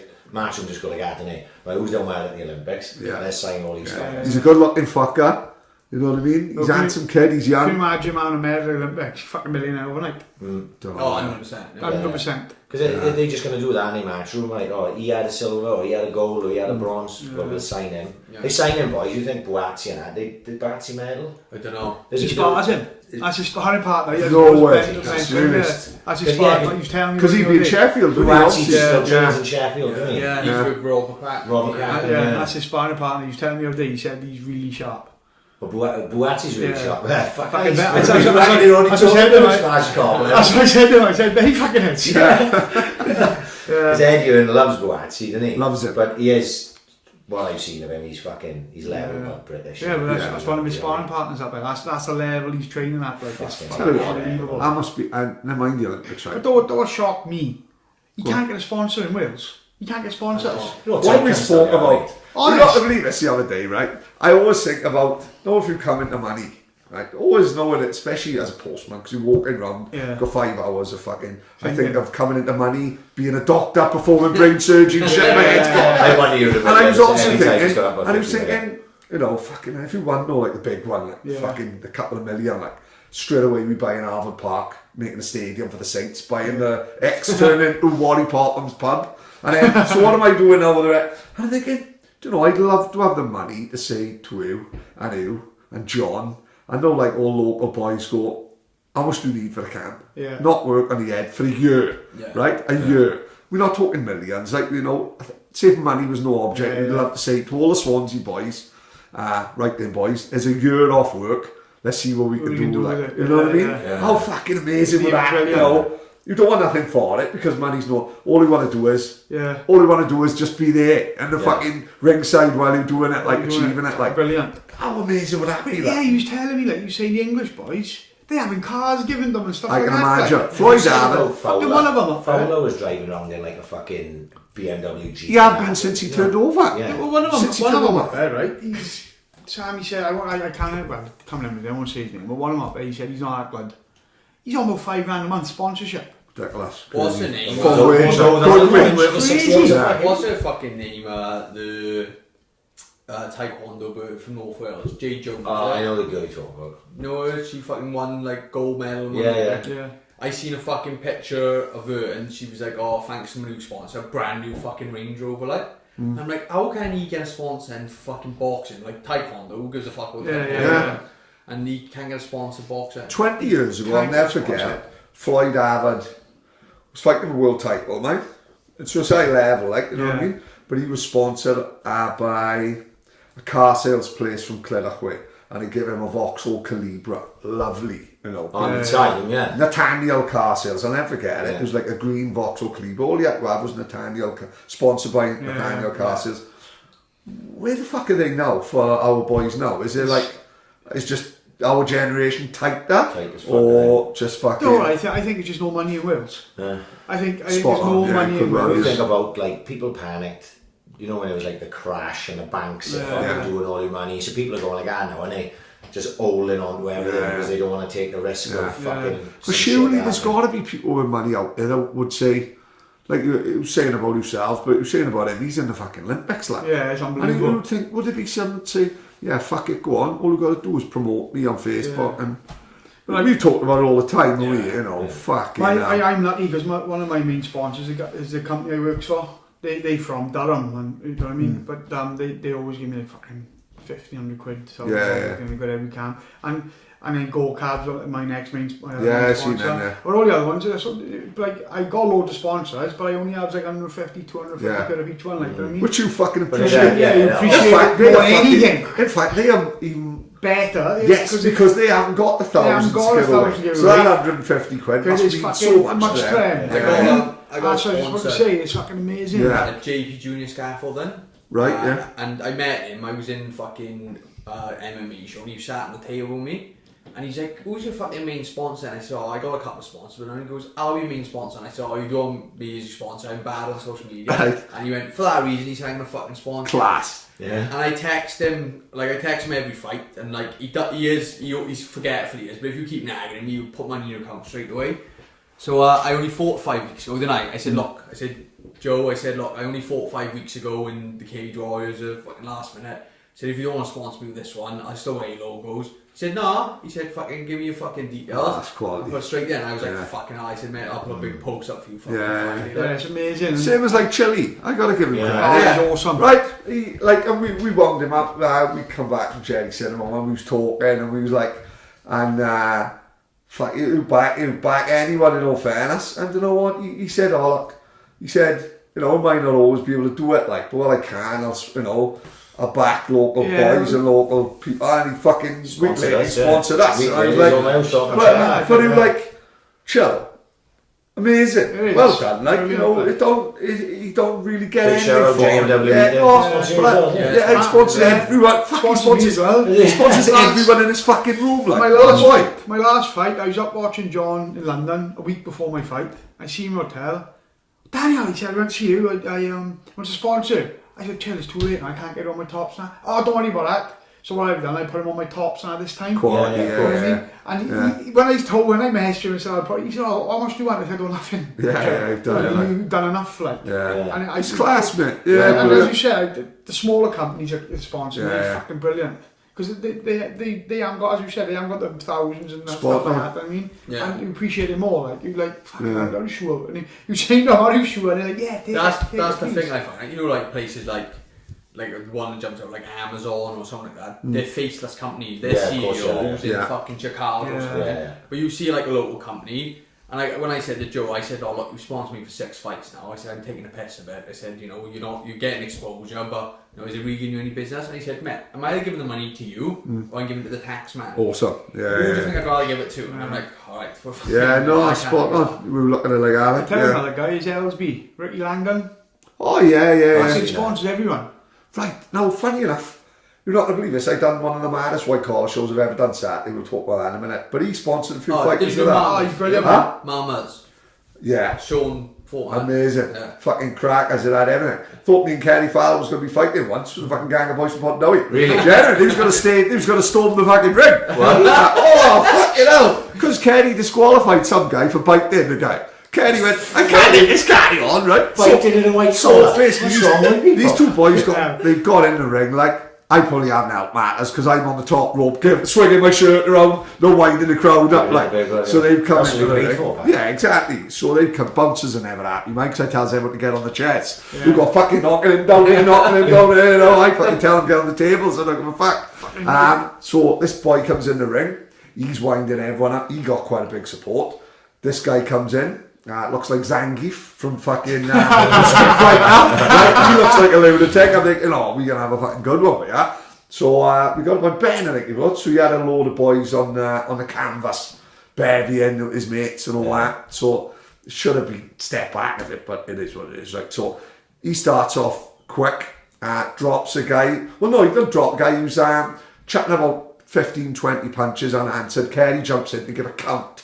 But all his mates run in the ring, not like Eddie Hearn with Frost. Oh, yeah. So they're all in the ring. He's fucking taking his gloves off, chucking to his mates in Penang, like Russell Crowe in Gladiator. Turns out, Kerry's on 6. Right? So he's tapping now, saying, Kerry went, it's a count. Get out, you know, fucking hell. Get your gloves on. Those Oh my having an God. 8 count. So he gets his gloves back on. They're having a war. The guy who went down bit him on the cheek. So Kerry splits him. Kerry splits him up. Kerry went disqualified, right? The guy who bit him is going fucking bananas, saying let me at him like he wants to go at Kerry. His missus is holding back, you know. So I'm thinking it's going to kick right off. Yeah, okay, he's taking his gloves off and everything. I said, who the ex-pro? I'm fucking. I'm on the end of my back. Paddy's already assuming a position. Just rolling in a feet. Yeah, you know what I mean? I'm putting the dunker on him ready to fuck me up the ass. So fucking, it's kicking off. This guy we are now is fucking tapping. Like Kerry went, Pat, I know we're a bit lawless. He said, but I can't let someone carry on if they bit someone. No, No, He said, we don't give a fuck. We've had fucking, Can't. we've had fights where it's been 3 rounds and we've gone, do you want one more round? And the whole crowd have gone, yeah, we chucked them back in. Like cockfighting. So like fucking, this guy's tampering because he's been disqualified. So he says, winner by DQ. Yeah. This guy, but yeah, this guy's tampering with me. I won winner by DQ. I knocked him out. I went, I can't make up results like. He said, that's fucking out of order. Calling me winner by disqualification. I went, You fucking bit him. I'm like, I can't just say fucking winner by fucking Rhea Nelson. You know what I mean? So he was tamping as well. I said to Kenny, this is crackers, like fucking absolute party. Lawless. What was the one you MC'd before? Oh, it was when you done the white collar. And as that boy, was it Yeti? As he was walking towards the fucking ring, someone smacked him in the crowd. Yeah, that's right. Where has he gone? Yeah. Oh, He's fighting. He's fighting with the boys from Ronda. Fucking absolute chaos. Some of them are they fucking crackers. You know, I did Carl Watts get off. Lost. Massive arguments over in it. Huge arguments. Oh, is it? Oh God. At the time, I got to be honest, it was like it was tight. Oh, people will watch the video back and said it was like Carl, but when he was there, I'd have thought Jamie, like, you know what I mean? But it was like real tight. I think it looked like it could have been a draw. But then I thought, like, Kerry looked at me and went, if this is a draw, we're going to be glassed. There's going to be bottles coming in and everything. You know what I mean? And he went, draw. And Sugar Ray give it Jamie, like, so he was fucking, you know. Hold on. That's a majority draw. That's a draw. Huh? That's a majority draw. Not on a Saturday at Mammoth. Right? Listen, not when I got a wife and kids to come over, right? Strapping on your fucking Yeah. It was like a belt. There was a belt going on. We had Tuesday in the ring giving the belt. Great, like, they crack as these white collars, they fucking mad. Did anyone else turn around and go, two judges give it a draw and one give it a winner, that's a draw? No, who did it? Paddy's just let that out of the bag. No? Yeah. What? Have a look at the time of this. We'll cut this up. No, they fucking mad. These and I have been in Mamas for like 23 years. Last time I was in Where's Mamas. Mamas? In Morstow? Pondidowi. Well, they used to go Paradise. Paradise. Yeah. I was in I there. remember, yeah. Last time I was in there, I was 15, fingered a bird, Nicola, from school, and got kicked out of there as it happens. I'll never go. I think I was telling you boy the other day, wasn't I? We went up there, and I went up, there was just a couple of us, and we was nearly fighting with the Pondidowi boys. I'll never forget, his name was Simon, one boy. He had, all I know is a mate in school who knew him said he had, what the fuck's it? Epilepsy. He had epilepsy, right? So, they starts on us coming out of Mamas, and nothing happens, thank fuck, loads of them. But then on a Monday, so I was on a Wednesday, on a Monday, we'd have a disco up Clydach, the Woodmans. Yeah. Right? So we all goes to Woodmans, there was loads of us went to Woodmans, and this Simon was in the corner. And I seen him, I went on to him, I said, oh look mate, last week now, let's forget about last week. I said, there's fucking 20 of us in here, who on with your fucking bird. I said, we not like that, no, let's fucking leave it there. Because I like coming to these discos, and I don't want to have an eyes in back of my head. I'm trying to finger a nickel in the corner. I don't want all those fucking twats coming to fucking... So, he went, yeah, like, no worries. So he goes on the Wednesday. I thought, lovely, you know, didn't worry nothing. You know, me and Nicola, I think we're going to get married at this time. Walks out, fucking in the car park. There's this Simon with all his fucking 20 mates. And he went like that. There he fucking is. I was like, you sneaky cunt! I was right upset, no, because fucking me and my old man, we jumped in my old man's car. My man was doing judo at the time. Took some guy over the car. We jumped in, we flew out there like fucking Starsky and that. Always fucking, I thought, you sneaky cunt. Like on a Monday night, I was like, oh mate, look, fuck, it was what it was last week, but we don't want to fucking come fighting in fucking nightclubs. We all want to enjoy. When we walked out there he is. Never forget it. There, sneaky fucker. But that was the last time I was in Mamas. And then, Mamas seemed like bigger than Madison Square Garden. Right. Like, so I was looking forward to Saturday. Oh, I have been up with tiny. Nobody would kid 16. 16, everything's massive. Imagine you walked out and that Simon was there with his mates. There he is again. That was a fucking draw, you can't. And they used to have a fucking, I'm sure I went up there once, and they used to have a free bar. Yes. Give you a plastic cup, and it's like 20 pence a drink or something. Yeah, it's £10 get in. Yeah. £10 free drink. Yeah. That's why only once I went up there. Rough as fuck. Well, I talked to the owner, like, I think it's Terry Thomas's boy, no TV. I didn't know he was still open. Yeah, and he said I was talking to the DJ, said it's just dead. But he said what it is, I think if you find in Swansea in it, like it used to be Thursday, Friday, Saturday, Sunday, now we're just got a Saturday. Yeah, exactly. But like he said now, so when we've got like a little village like that, it looks even worse. And when like in Swansea, you hear that people are struggling, you know, for like people just don't fucking go out. They don't know what it is. How many times do you see people put on Facebook, chilled Saturdays. Yeah, because it costs about 200 notes. Exactly. Yeah. You can say goodbye to fucking 200. Right? But fucking house. But I think like shows like Auntie said will keep the fucking club open. It was like 500 people. That's what I think people prefer going to now, like events and they rather than Spot on. Yeah, that's a great chop. Yeah. Like that is, and I got to be honest, it was fucking great, mate. You know, with some mad fights, some fucking great fights. And Carl, I like Carl as a fighter, and Jamie, I think is like Jamie, who's it? Jamie Payton, like. Oh yeah. He's fighting loads lately, like, you know what I mean? I think he's fighting Carmarthen soon, and he's up with DJ now, isn't he? He's fighting yes, Coventry he's next fighting weekend, Coventry. That's right. Yeah. Oh, is he? Yeah. But you could see what meant a lot. Him like I think him and Toolsy are really good mates. Like, and like Toolsy put on the belt, and him, he was chuffed. Like, did he train with Toolsy now? Yeah, he's up That's with DJ, yeah. You know, and it would see, you know, having his mate put the belt on him. Yeah. You know, be the equivalent Chuffed. of John putting on him too and all that. I'm chuffed for him, like, you know what I mean? And he'll fucking have a rematch. He fights every weekend, like the old crackers, isn't he? You know what I mean? Fights one of them. Yeah.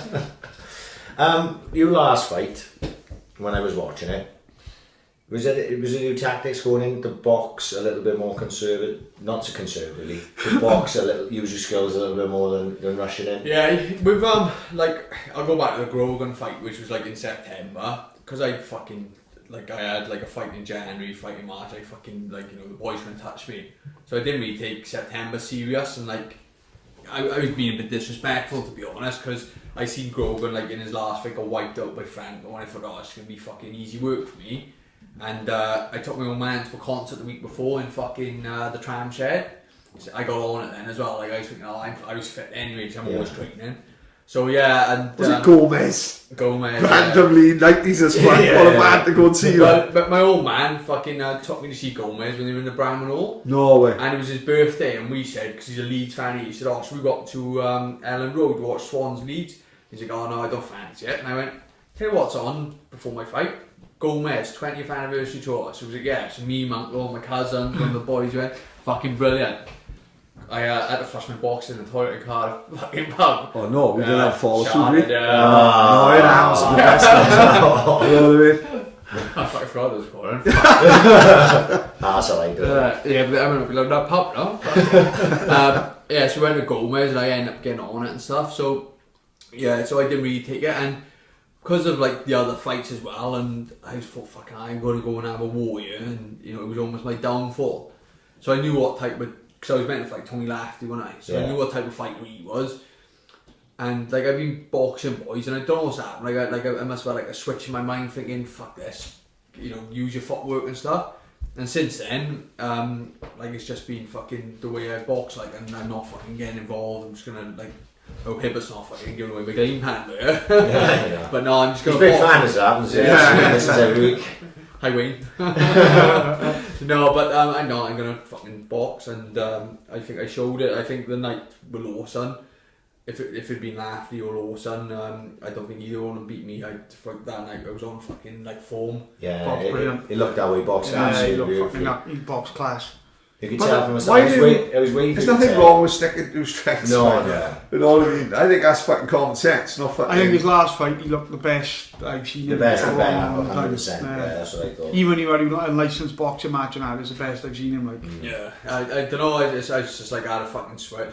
And I think it's just because as I've got older and I've got experience now, I know what my strengths are like, and you know, I'm not trying to fucking reinvent the wheel with what I'm doing. You know, I'd love to be able to fucking go out there and have a fucking war like Gatty and come through, but it's not the type of boxer I am, so it's fucking boring for like, the BKB guys who want to see fucking blood and guts. it's not those. No, I think it mixes it up, right? Yeah, You know, because sometimes not every one of them BKB boys is going to be like. In fact, they're not casual fans, are they? Because just to be involved, just to like take an interest in bare knuckle boxing means you were fucking into fight, you were into boxing a little bit more than most people, I'd say. Like, so I think they'd appreciate. They loves Dan, like they appreciate yourself as well. That's the thing, like, people might be fucking laugh at this, but I'd love to be able to go out there and box like Lilley. Rather than just go out there and have a fucking fight and just by land a good shot. I'd love to be able to go out there and just jab someone's fucking head off a fight. But like you said, like you just I'd love that. You've got to play to your strengths. You've got to play to your newest strengths is whacking people in the fucking head till you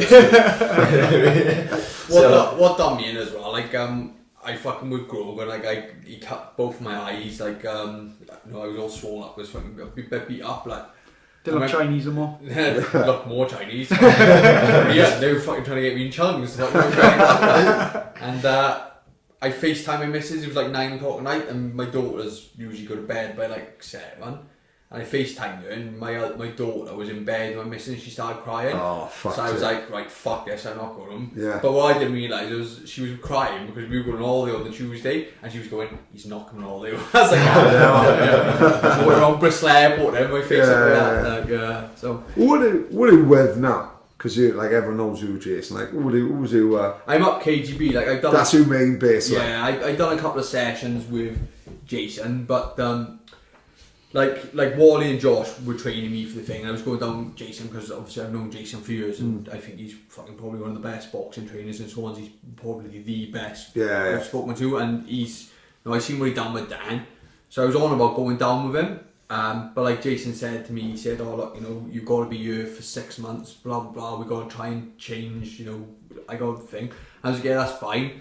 But obviously I got interested in MMA as well, so I'm splitting myself between 2 gyms. Yeah. So if Jason says to me, come down and do pads, I'll fucking go down and Yeah. But I'm up KGB most of the time. It's on my way to and from the Course, gym. yeah, I'm yeah. always late getting back to Swansea, see, so Sometimes life gets it, like you were saying earlier, life gets in the way a little bit. Like I said to Jason, like I wish I'd gone when I turned pro. I had a trainer like you at the time, because when I turned pro, I had Paddy and Terry, but they were amateur trainers. Of course, yeah. And they hadn't been pro themselves, so they didn't know all things. You go with Jason now, and I can speak about the shit that's happened to me with managers, and he's like, yeah, same's happened to me. Yeah. So I can tell fucking people in the gym now, don't do that, like they're fucking you about. But I had no one to tell me that at the time, because Jason just retired from the pros when I turned pro, so you weren't in the gym anymore. And I think that's what you're missing, like, and I wish I'd fucking... It was only when I went with Scouser, like my second stint as a pro, that I started fucking learning about like sponsors and fucking don't do that.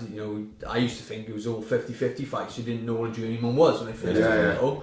I just thinking, this guy's had 100 fights. You didn't think, oh, he's a journeyman, or you're going to fight a guy from Bristol who's 2-0. He's the favourite because this is his own time. Like, I didn't know any of that, and I was naive. Like, but as I said, I think Jason fucking he's top training. He's done with Dan as well. Changed your life, boxing wise? Yeah, boxing wise, fucking and fitness wise. It annoys my wife, mind. Really? Because I'm always fucking training. Both your schedules must be fucking mad. Because me and him have got no time, and we're not trying to do what you're fucking That's what people don't understand about it, is working, because we're not paid enough to be professional athletes.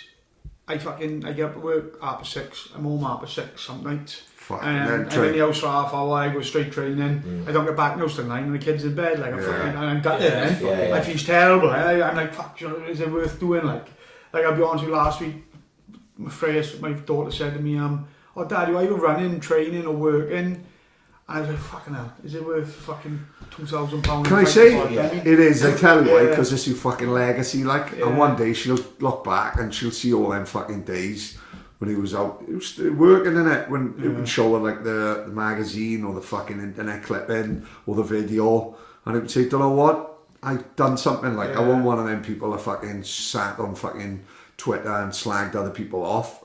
I was the ones that they were slagging. Was that a dig at me, was it?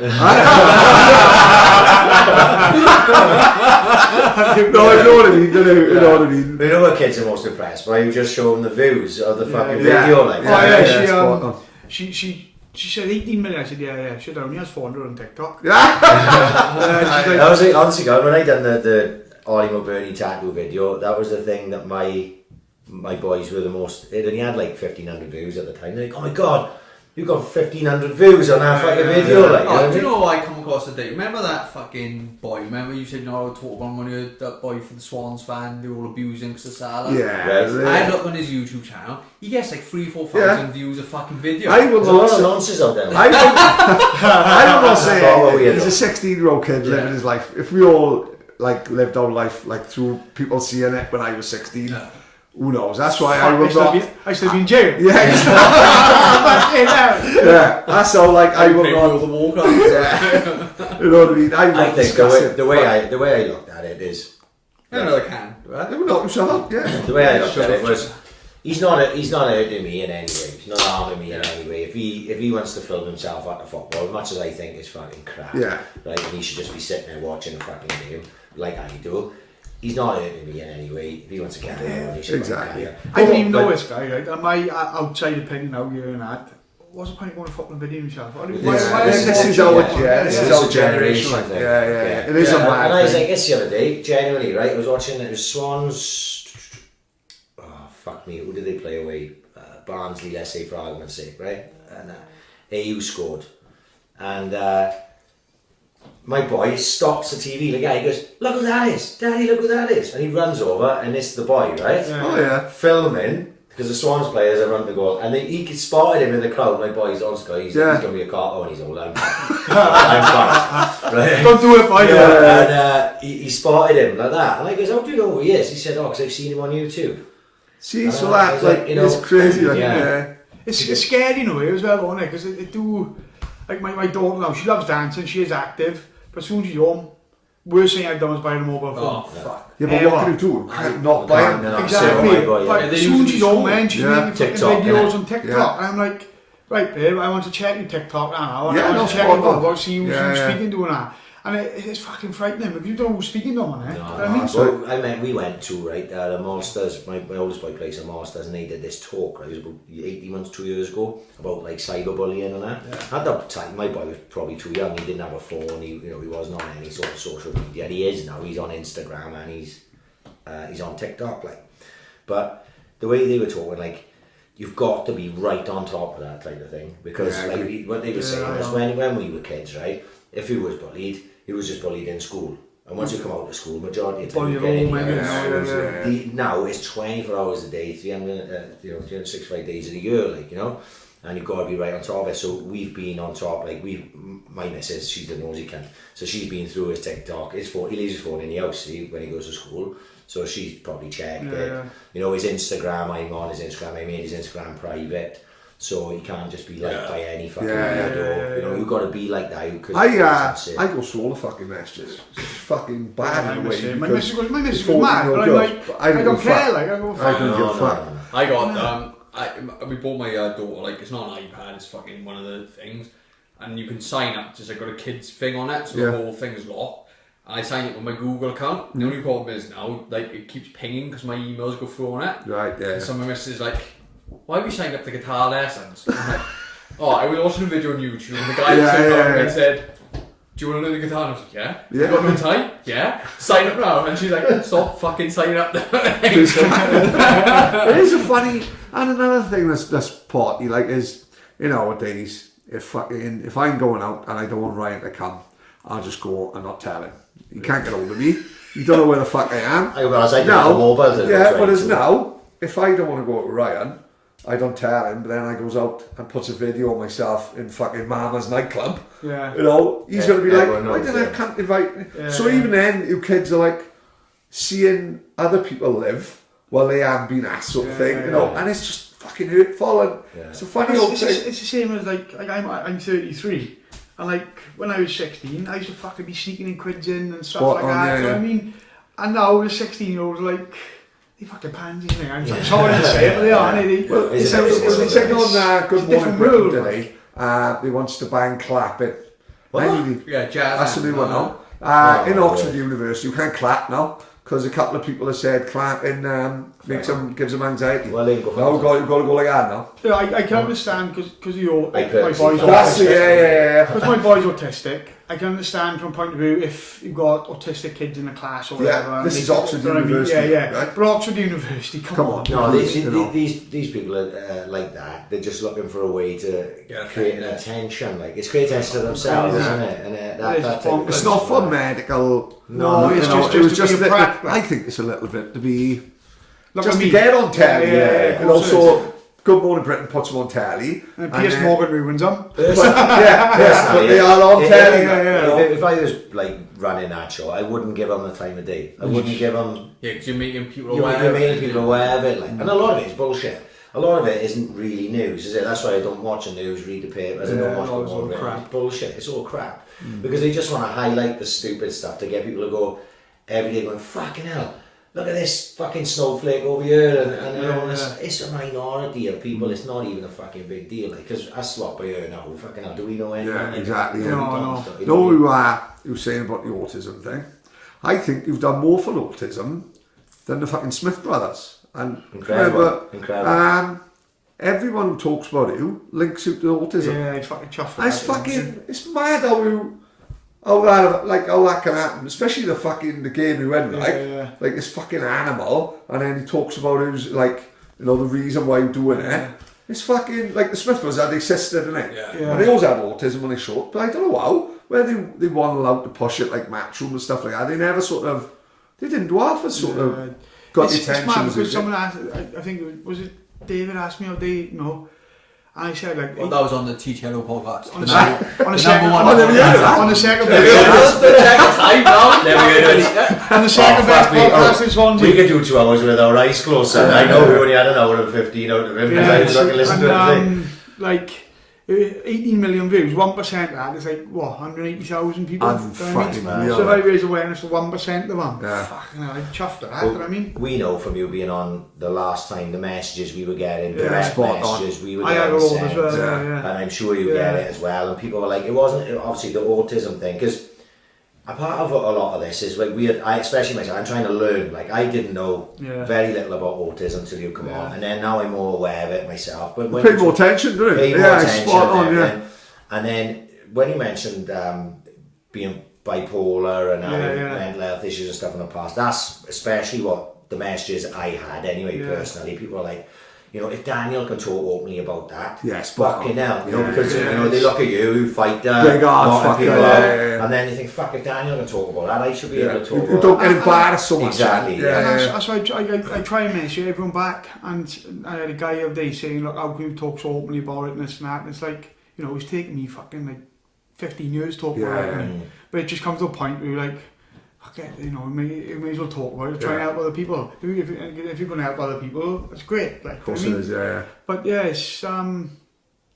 I think for men as well. I think it's like a stigma in everyone, men. 100%. You know, I always go back to about like fucking mental health. Man. You know, in Sopranos, when fucking Tony Soprano's fucking telling like his captain, DC, fucking psychiatrist, and they're like, yeah, we can't talk about that. We can't talk about stuff like that amongst ourselves. That's always fucking stuck with me as a kid, and that's just the attitude. They all get away. When Tony goes away from them, they basically slating him about it. Like every single one of them. Paulie's like, oh, he's slating him. And like all the rival gangs are saying, you know, fucking, well, call him like, generally they call him like a mental midget and things like that. But that is the mentality of people at a certain age. There's a guy called Michael Franchise. He's like he's like one of the mafia dons. I think his father was a bit like big mafia don, and he did time, and he's the only person who did time, didn't flip.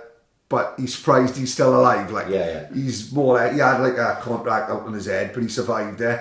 And now people ask him like, he goes on the US doing talks. Yeah, he's been on Trevor McDonald and shit. And I think like people ask him, well, do you worry about the contract on your head? And he says, not really. Now they all fucking either dead or in prison. So I'm pretty much lived through it now. So it's gone. Like, and someone asked him about Sopranos, and he said, I'm telling you now, if a mafia boss went to see a psychiatrist and we found out about it, he would be dead by Monday, and she would be dead by Tuesday. Like he wears like flowery shirts. Doesn't he? That's him. Yeah.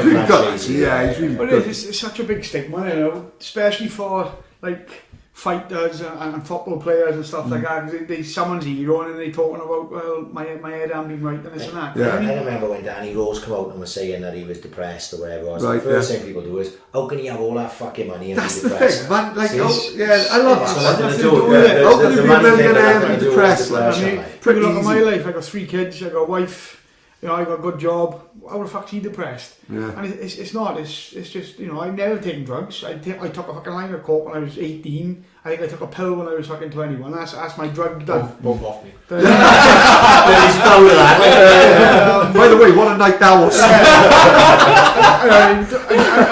That's all I remember is it sobered me up, and I was thinking, fuck, I'm paying all this money for booze to get fucking sober again. What's the point doing it? But no, it's a bit of a fucking sore subject to me, because you probably see me share things like I'm not.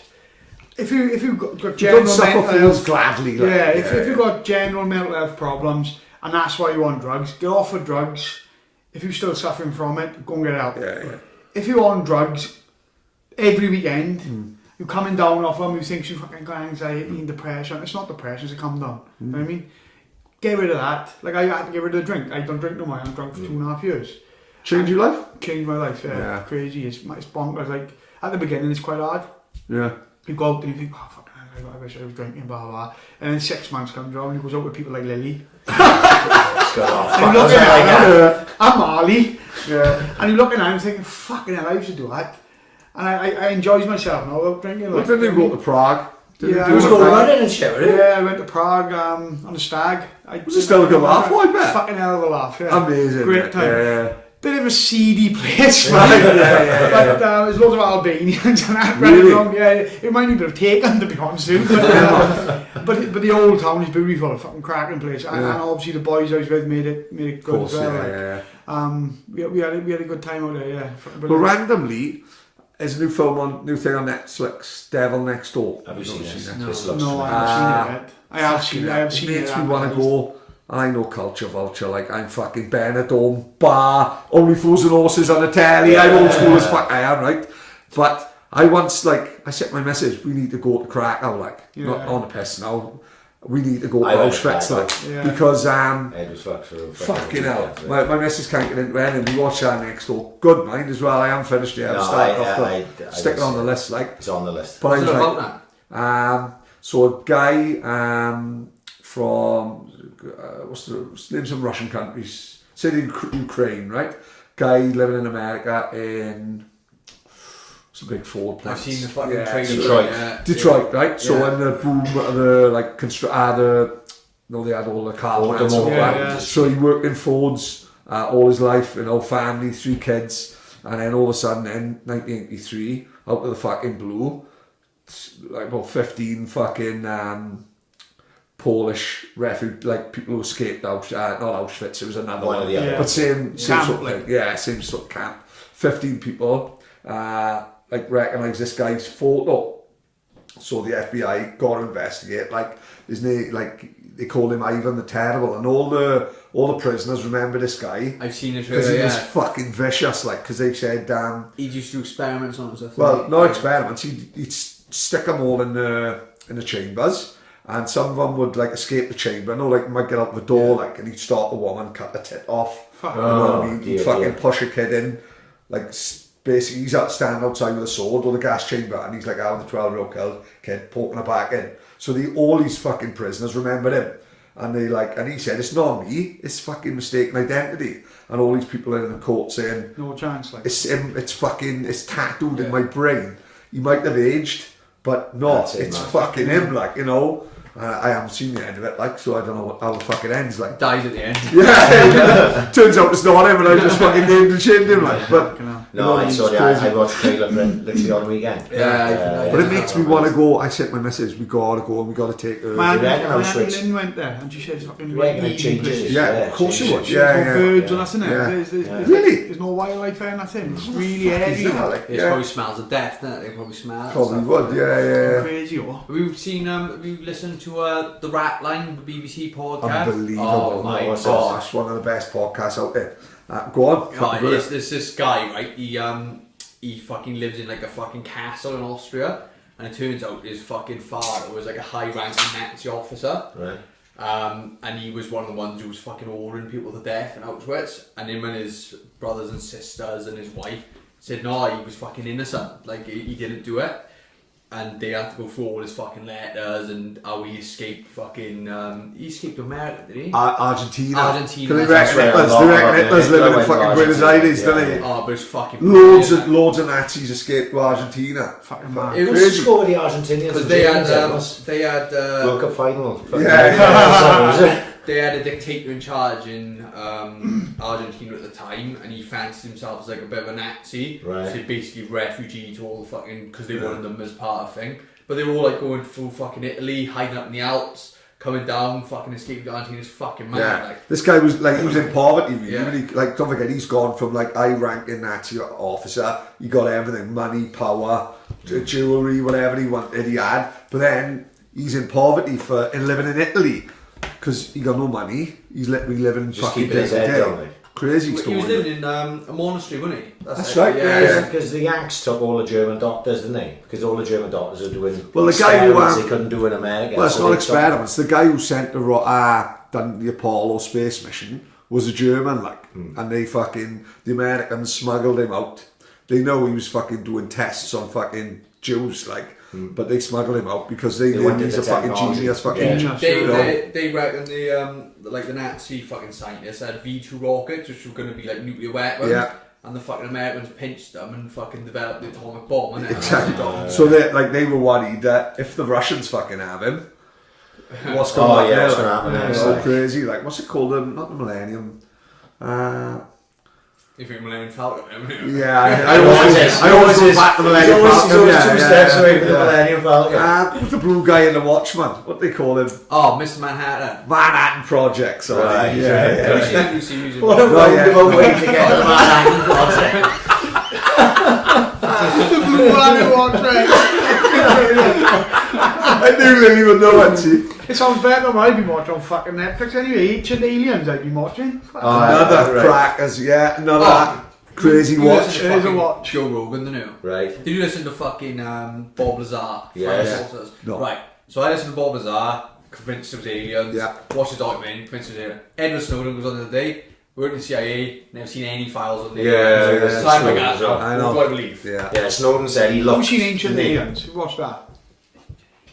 On Netflix. That's the one where the meme is from, isn't it? It's that's the guy that's in everything. There's like a missing fucking what do you call them? A civilization, missing civilization from life, like they miss him. Like we just think aliens are our generation. No. Don't forget, aliens could be coming to see us billions of years. They're in like a cave. And there's hieroglyphics and all that. Yeah. But so we've got all these Egyptians doing our fucking walk, and then they've got like spaceship next to it, written in a wall, fucking 7 million years ago. And like fucking Mayans and all this. You know what I mean?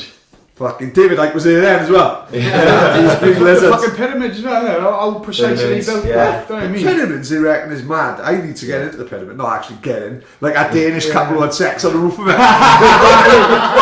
I better back to it. That's what I thought. No sex on top of the pyramids. Unless... How the fuck did you get up there? Fuck knows, but it did happen. The Danish couple, they nearly arrested them. Like fucking they had sex on, they filmed themselves shagging on top of the pyramids. But I'm thinking... Because it was like, surely the pyramid's pointy, innit? Yeah, so it must be a fucking big surface or something. You're like paying a man who thinks you're going to get up this top ridge. He's actually flat as pancake. Fucking falling. Slides back down. Yeah. Fucking crazy. Fucking hell. Joe, we didn't talk when you was on. Did you know it's the third time you've been on now?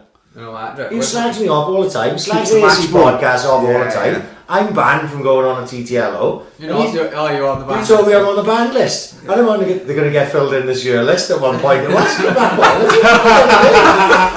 It's just when I'm bored of Well, it's more than them lists, more than the Queen's Honours list. I'm on all of them. Everyone on Lilley's list, I end up on the bottom of them. Yeah. But it's the third time you've been on. And the second time you've been on, Dan. Yeah. We didn't talk about the drag queen thing. I'm with either of you. No, genuine. And I forgot all about that. But that was, at the time, that was a fucking huge thing, wasn't it? Fucking 10 years ago. How old was you now? 23. Like 22 hours, younger now. Yeah. It was on every fucking thing though. Oh, yeah, so people come up to me now, fucking... Especially if you're like in an MMA show. And then here you go. Do we ever know that? Do we ever see the guy that got I spoke to them. I was on Facebook and Instagram. Yeah. And they are decent guys. Of course, they just are pissed up and fucking drunk as fuck. How old are they, mate? Is Marley? Is it? Marley Bennett. Marley Bennett. Is he? Yeah. He's trying to go BKB. Yeah. And he they sound guys like I apologise on that. Like, well, he was only looking after him. He went after him. What TV shows did he go on? We got offered a few, but nothing come of them. There, we got offered to go up with Winfrey at one point in fucking America. Yeah, we did. Winding me up. Yeah, honest. She's the biggest in the planet. Yeah. Imagine having these two town little monkeys on it. What the fuck? I don't know what happened to her. She went from Obama. She went from Obama to Lionheart Lerwell. I can remember my fucking like the first time it happened. Like I was in work. I was in the bank at the time.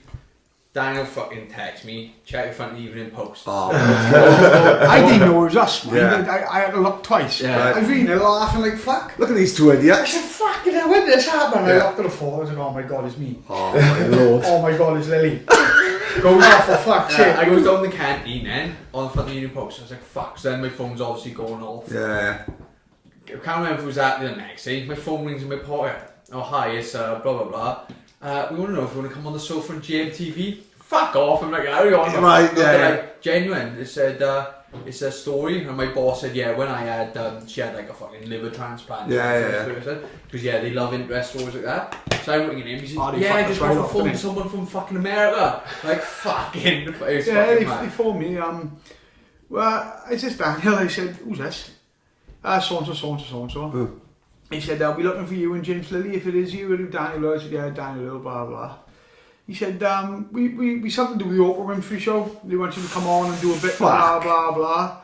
And like we both sent an emails to me and that, saying no email address. We didn't hear nothing of it, did we? That, like at the time, like I don't know how they kept getting all about fucking numbers. I didn't know we got our numbers. Yeah, I bet. But these are like crazy. Honestly, with the Ollie McBurney tattoo, Wales Online rang me just out the blue. I'm like, where the fuck do you? Yeah, his ways, man. These companies and It's unbelievable. It's Oprah Winfrey. She can do whatever the fuck she wants. Yeah. When it happened as well, this was like, you know, saying about views on YouTube. Like YouTube went fucking mad for it. Yeah. And like people were making like videos, like different soundtracks and background. You know, if we'd fucking known about views on YouTube, Yeah, you could have made a few quid. we'd be fucking KSI and fucking Paul Logan. Yeah, like in fucking. Like I think if it happened now, I think it would be bigger. it would have been fucking. We'd have our own channel and everything. At the time. It's just kicking off. Yeah, people but like. I think we still had like 2 million views. Yeah, people like, I I had 1 million views, and we're just like, it don't mean nothing like back then. I think Steve now. Simmons got 25 fucking thousand views for Snort Line off Pal West, and the Sun are giving him money. And fucking we had 2 million views, and we were just like, yeah, whatever. Like, I'd seen that video. He's crackers as well. Like, Man. He done a white collar, same time I done a white collar. Me and him got on great. But he is bananas. oh, he's Yeah, I fucking. know. He is bananas. Fucking He That's said where he he- is these days, yeah. huh? No, I know think he that- probably fucking needs something. Is there? Surely that'd be a good No, story. he's been Go to chucked club, out. yeah. He's been chucked out, Columbia, isn't he? I mean, yeah. Oh, he's banned from it, isn't he? Yeah, Yeah. goes back. He had loads of Columbia. fights, man. He had loads of fights. Yeah, white collar. Real loads of fights, yeah. He was fighting every white collar, like them boys that fights every week. He was doing that. Yeah, He didn't win anyone, like. when they were not fucking big, like all of the thing, like I think someone told him to come back to the company, they're gonna murder you, like. No Yeah. way. Yeah. Imagine that. Popeye. Escobar's right down the hand. Like, He might give it a miss then, like. Yeah. Escobar's like a slab over, and he's like a god. yeah, well, look, anyway, he built houses in the States. He done a football lot pitches. from the I know Yes, he's a he drug did. dealer. Yeah, but Medellin, when did. he saw him, he was cheated. He did so much. Medellin was like a deprived area. Yes, he was naughty, big time. But again, what they reckon is the Americans don't want him becoming powerful. That's why the Americans are getting involved to kill him. Yeah. You know, because he's fucking flushing fucking America full of drugs. Yeah. But then when you watch that American Made with that Barry Seal, Barry Seal. is getting fucking drugs from Nicaragua. Yeah. And they, like, Reagan is in bed with Pinochet, the fucking general, and they got their own fucking boy bringing drugs in from Nicaragua. So really, Escobar is the competition. They don't want him fucking doing. That's our fucking man. It's all corrupt as It's fuck. Crazy. mad. You get loads of those films coming out now because all the files are getting declassified. Of course, yeah. 20-year thing or some shit. Yeah, it's fucking brilliant. Like I must have watched about. Have you seen the TV series Dope? That's about. Yeah. I haven't seen any good. Good, Yeah. real good, bro. Fucking It's Really? really Oh, good. yeah. That's the same. Like they need funding. The CIA Yeah. can't fund the army, so they sell Yeah. drugs and get the money from the drugs to fund the Yeah. army. Like it's fucking party. I started at it, but Revolution. Evolution, yeah. Tremendous, isn't it? Brilliant. Brilliant. Only one in, like. And you don't even have to give a fuck about the music. As No, such. You'd like it because obviously you like a bit of the music and that. But it's just fucking fascinating. It's stuff like that fascinates me where, you know, like the start of something. So Yeah, in New York, like rap started just so one guy literally started a house party and just played music different. And I'm like, fucking hell. That's fucking Grumsy, like, Yeah, you know what I mean? That Grumsy, fucking yeah. stuff like that fascinates And me. then Like, just something, and all of a sudden someone grabbed the mic and started doing Yeah. more basic MC, Yeah. and then it built and blah blah blah, and then you are what do you want to know? Like multi-billion-dollar fucking business, like that's what's so fucking great about that. It's fucking fantastic. How do we get to that from fucking these two being how the dragged fuck from do we get fucking- anywhere from Overlay, anywhere? overlay, Couldn't go anywhere. Mate, we went from autism to ancient aliens. Yeah. You know what I mean? You know what I mean? As it happens, because how is your boy now? He's doing amazing, mate. He's we fought for a couple of years, me to get him into a special school. He's in Dunvan autistic unit now. Right. It's normal school, but we've got autistic unit in the school, and he's only been there since September, and he's come on 100%. Like. I think when you come on, you were fighting for that. That's what Yeah, I Because yeah, people were messaging me saying, Yeah. what I never get, and one guy messaged me, I would never see, never see his name, say, my son or daughter's autistic. And I listened to that, and the guy said I was in tears because I'm going through that, like all that, and I'm fighting for the same thing.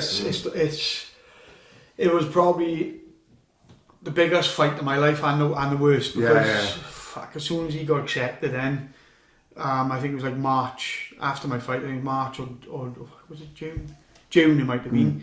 They finally accepted him, and the weight off his shoulders. Oh, I can imagine. Yeah. And my wife was crying. Yeah. I even had a tear or two. Of course, and you it was would. like fuck. And then finally, after I think it was 2.5 years of fucking constantly going to meetings, them coming to see him in school, and then going back to a board of people who never fucking met him. Yeah, That's the most annoying and frustrating. But they send someone out to see him, write like fucking reports on him. And then they go back to these people that's never been to the school, don't even know the teachers. And they're like, oh, no, not this time. And it's like, fucking hell. Get too wound up. Yeah. I even got a member of parliament involved and stuff like that. That didn't work. And all worked in the end. Go on. I had to go to a meeting with the school with this person that comes and writes reports. And I said, look, this is my main concern for the teachers, I said. What happens when he gets 10-year-old? Yeah. He's a lump of a boy. And he has a meltdown in school. I said, you already, getting the class out of his way. No. And sectioning him out of the other kids. I said, what happens when he starts throwing bigger stuff around the room and he starts throwing his legs around the room and he starts hurting the teachers and that? Yeah. I said, how are you going to explain then to them saying that, oh no, he can't have a placement? It's not his fault, it's not their fault. Do you know what I mean? Yeah. And I think they don't think of the future. They just think, right, I don't mind, he's fine. Yeah. We'll just up his 1-to-1. And it's like, it's not doing nothing for him. His 1-to-1 was an amazing teacher. Are they still learning as well? The normal teachers are. I don't think they should do perhaps like an 8-week course in just autism or something, because there's so many kids coming out with autism now. Like some of them on the bottom end of the spectrum, when they can go to a normal school, they can function in a normal school, they can learn. And I think the school he was in, what bothered me the most was he kicked off once, and instead of taking him out of the class and not sectioning him out of everyone, just taking him out, they actually took the whole class out and left him in the class. Okay. I said to my wife, did you say anything to him about it? She's like, well, I didn't think. I said, what do you mean didn't think? That's fucking ridiculous, like. But but finally we got what we wanted, and he's doing amazing. He's doing really I think I've seen some of through the videos. Yeah. Like, because I know how passionate you are about it. It's crazy because I still don't understand how the doctor said, he probably never speak. I'm like, he's speaking now. He's not speaking great. Yeah. But that's not the matter. He's saying one or two words and that's it. No. But he started speaking. And then you also think, like, when they say, he'd probably be living with the rest of his life, how the fuck do you know that? Yeah. You know? Don't write them off. Don't write them off. Yeah, you know what I mean? Yeah. Which is great, and I tell you what else is eye-opener is how lucky we are. I know it sounds terrible, but when you see other kids with autism in his class and stuff like this, I'm thinking, some of them, they don't speak, and they're really bad, and I'm thinking, how lucky are we? Like, of course, and it sounds horrible, but they're so happy, the kids are so happy. And you know what? Their parents loves their kids. And you pick them up and they're so happy come out to school, and they're just like normal kids. You know what I mean? They're happy come out to school. Like, I thought I'd never see Theo being happy come out to school when he was in mainstream school. Even though he was 1-to-1, Mrs. Chowdhury was fucking amazing. There's another story about her as well. She's actually in the autistic school with him now. Which I thought they never happened. So when you used to see him go to Terrace Road, you could see he had a rough day. You could see one night, and when you pick him up now, and when I phone my wife every day, he come out to school, he's in full time now. Yeah. He's only been in full time since September. Right. Like 3 years in school, he goes half day. They didn't want him, not they didn't want him, but they couldn't afford to have a 1-to-1 with him all the time. And he picked him up and he's happy, he's making pizzas, he made a pizza for me the other day, he's bringing pictures home and stuff like that, and you think, he's having a normal school. It's a progression. Like, you can see it, like an improvement. and you can see it, and the teachers are amazing. I mean, we was quite shocked because when he started in September, we was expecting her to go half day, Yeah. then up the hours, then not straight in full time. She said it's the best way to do it. Fuck, Shock you know her, what? straight Yeah, in full straight time. She said, and you know what? All through the summer holidays, he won't put his uniform on. He bought his uniform at the beginning of the summer holidays, trying to get used to it. Won't put it on. Wouldn't touch it. Wouldn't look at it. And we kept on saying to him, "Oh look, we've started a new school." Even though he was anxious, he must have been taking notes of us because the day to come to go to school, put a uniform on, great. Put his coat on, great. Mad, isn't it? But it's crazy. She must She have must been have taking known, it. innit? He must have must known been that was taking, happening. oh no, I'm gonna put it on now, like. But when the day come, he put it on. Yeah, He went to school. Done his first full day in school. Come out happy as a pig. Nothing, not a meltdown. Immediately she was like, "Oh my God, can you believe it?" And she was like, I can't believe it. You know, he won't put his uniform on. He's had a really bad summer because his routine was messed up. Yeah. And he's gone first day full time school. He hadn't had a meltdown. He's come out happy, and it was fucking amazing. Best day of my life. Absolutely. They're the fucking days that matter, aren't they? You know? Yeah. It's crazy, like it was brilliant. But no, anyone that's fighting for placement, just keep on fighting. We've got to. As soon as you give up, they'll give up on you. Do you know what I mean? Is that the only specialist school in Swansea? Is it? No, it's loads, mate. Oh, is that? Yeah. It's stupid because it's so tight for placements. Yeah. That's the main problem. You don't Is mean it like a like- lack of funding or something like that, maybe? It might be, I don't know, but it's, you know, you've got like you've got about, I think it's about 10 places in Swansea. You've got Nice, you've got a couple of places, but like Theo's class now, there's like 8 teachers, 11 kids. Now, why don't you just train another 5 teachers or 6 teachers and have 20 odd kids in it? Do you know what I mean? You've still got the teachers there for them. Do you know what I mean? But perhaps I think it's different to people, but I don't know. But yeah, the placements are really hard to come by, really hard. But you've just got to keep on fighting. There's so many people that just sort of want fight, but like, say as a single mother who just who fought like fuck. I tell you a story. I'll be honest with you, we was on the verge of giving up. Yeah, we fought for so long. It was so depressing. It was so tiring in the end that we thought it never happened. Like, we was like, fuck, we just have to deal with it. I picked a guy up today in a taxi, fucking randomly, right? And I said, where's where it was? It don't matter. But he was going to a meeting because he believes his son has got autism and he's split up with the mother. Yeah. And the mother will not believe. Right, So she's not actually helping the matter. That's the way I was, I'll be honest with you. I didn't want to believe it first of all, but... So they're split up as well. So they don't even get on. Yeah. So he's doing it all on his own to try and, he was going to a certain place today to sit down with people to discuss it, and because he was saying to me that his son is causing a lot of problems in mainstream school. And it just, like of all days, today it happened this morning, I was like, fuck, that's mad. And like you're saying, how you had to stick with it. And I said to this guy, like, younger than me, you know what I mean, probably around your age, and I said to him, look mate, I don't know a lot about autism, you know. I said, but look, if I was you doing the right thing, mate, just keep sticking at it, keep going. Like, you know? I mean, for their future, of course, you know, you're not worried about your future and that, but for your son or daughter's future, you've got to keep at it, keep on and on and on. I mean, don't get me wrong, I know some kids are down the bottom end of the spectrum and they will need the placements, do you know what I mean? You know, some people do push a bit more than they should for them kids, but the ones that need it, don't ever give up. Just fucking push for it, because you know yourself if you need it, if they need it or not. Like we knew that he wouldn't progress in mainstream school with 1-to-1. We knew that no matter how good his 1-to-1 was, it just wasn't happening. And as I said, he's been there since September. 2 months? Unbelievable change. Unbelievable change. Unbelievable. And what's going to happen in 2 years? 2 years. Exactly. Yeah. And, 5 years. and he's cooking in school. He's coming home now. We got to give him a butter knife with a bit of fruit to cut the fruit up. Because he don't eat the fruit. Yeah. He just wants to play his cooking. But it's a simple thing, isn't it? It's just simple things like that. He never do before. I mean, you must look at that. That was great. You are. Yeah, Fuck, I should imagine him doing that. I mean, the other day I put a picture on Facebook. He made me a pizza. I said, I fucking eating it. It was fucking beautiful. You had to go for a 10k. Yeah, cut that bit out so Jason done here. Jason, we are like that now. Everything is going amazing at the moment. That's class to that's fucking, I mean, that's fucking great to hear that. Like, you know, because like you say, we're all parents, you know what I mean? So we all know we love our And I fucking think kids we do anything from, like, you That's know? all like, no, like the good things about social media, innit? Like when I see you put videos up like that, I'm like, oh fuck, good for you, like. Yeah. I love a bit of good news. Yeah, You know what I mean? yeah. When I see him fucking drawing up, and who quite active on Facebook, like, and who put like a drawing he'd done. Yeah, yeah. And he like, What was that drawing I seen today? Oh, my mate Alan Rocco from Canada got in touch with me. He does drawings for like I think he's done with Dave Courtney and people like that. And he got in touch with me and he said, look, can I do a drawing for him? And I'm not joking, guys, right? He gave me a list of questions.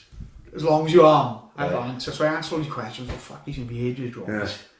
You know, you know, all about my life. And I was like, fucking hell, he's gonna be 24 hours later, bam. fuck I've done it. yeah. I've been asleep. Yeah. Does it have loads It of had everything on it. Don't worry about it in the background. It had when I started boxing, it had when I started judo.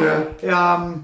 It had my mother and father. My father's family, like the ancestries are from Scandinavia, so he just randomly picked the Scandinavian flag, Sweden. He said he liked the look to which he done that. My mother's mother then, he's got Irish blood in her, so he put her on an Irish flag, and it was like my nana and Bampa, both Aiden and John. My kids' date of birth, my kids' names. I was like, fucking hell, you know, he spent a lot of fucking time on Yeah, this. it's brilliant. I was looking at it and I'm trying to, my eyes are fucking shocking because I was looking at it on my phone, I'm like, there's something about blind mice there. Yeah, blind mice ABC, where I train now, boxer tricks, because I follow the UFC, he put John in there because he's my friend. He put my favourite ever, you know, MMA fighter, Fido Emelianenko. Elias, my favourite ever judo player. Tommy Morrison, Rocky Marciano, and Ali, my favourite boxer, you know what I mean? And it was fucking, I was like, fuck, he's done a lot, like. Yeah, it's fucking class. And the fishing, he done the Leo symbol, because I'm a Leo, in the shape of a fishing hook. And little stuff like that. Fucking And this guy never met you. Never met him, he's from Canada. I spoke to him loads on Facebook. Lovely guy, absolute lovely guy. And he just out of the blue, like, can I do his picture? And I was like, yeah, fucking brilliant. Yeah, it's got He sent me the original over, man. I got the original in the house now. I had a photo of it yesterday, and when it comes, you're like, fucking hell. It's A4 sheet of paper, just full. Yeah. It'd be a cracking tattoo as it goes. Fuck yeah, I bet. What a sleeve I'd be like. It would take ages. Yeah. Because there's so much detail in it, yeah. But I was amazing. He even done the autism shorts. Like a jigsaw puzzles on my shorts with the autism and that. My favourite villain in the movies and my favourite hero in the movies. I was like, fuck, it's Who's crazy. the villain again? Joker, huh? Joker, yeah. Haven't seen it. Have everyone seen No, it? I haven't seen it yet. Have you seen it? I'm waiting for Paddy to take me to the cinema for a bit. Oh yeah. Yeah. You're right. Yeah. That's it.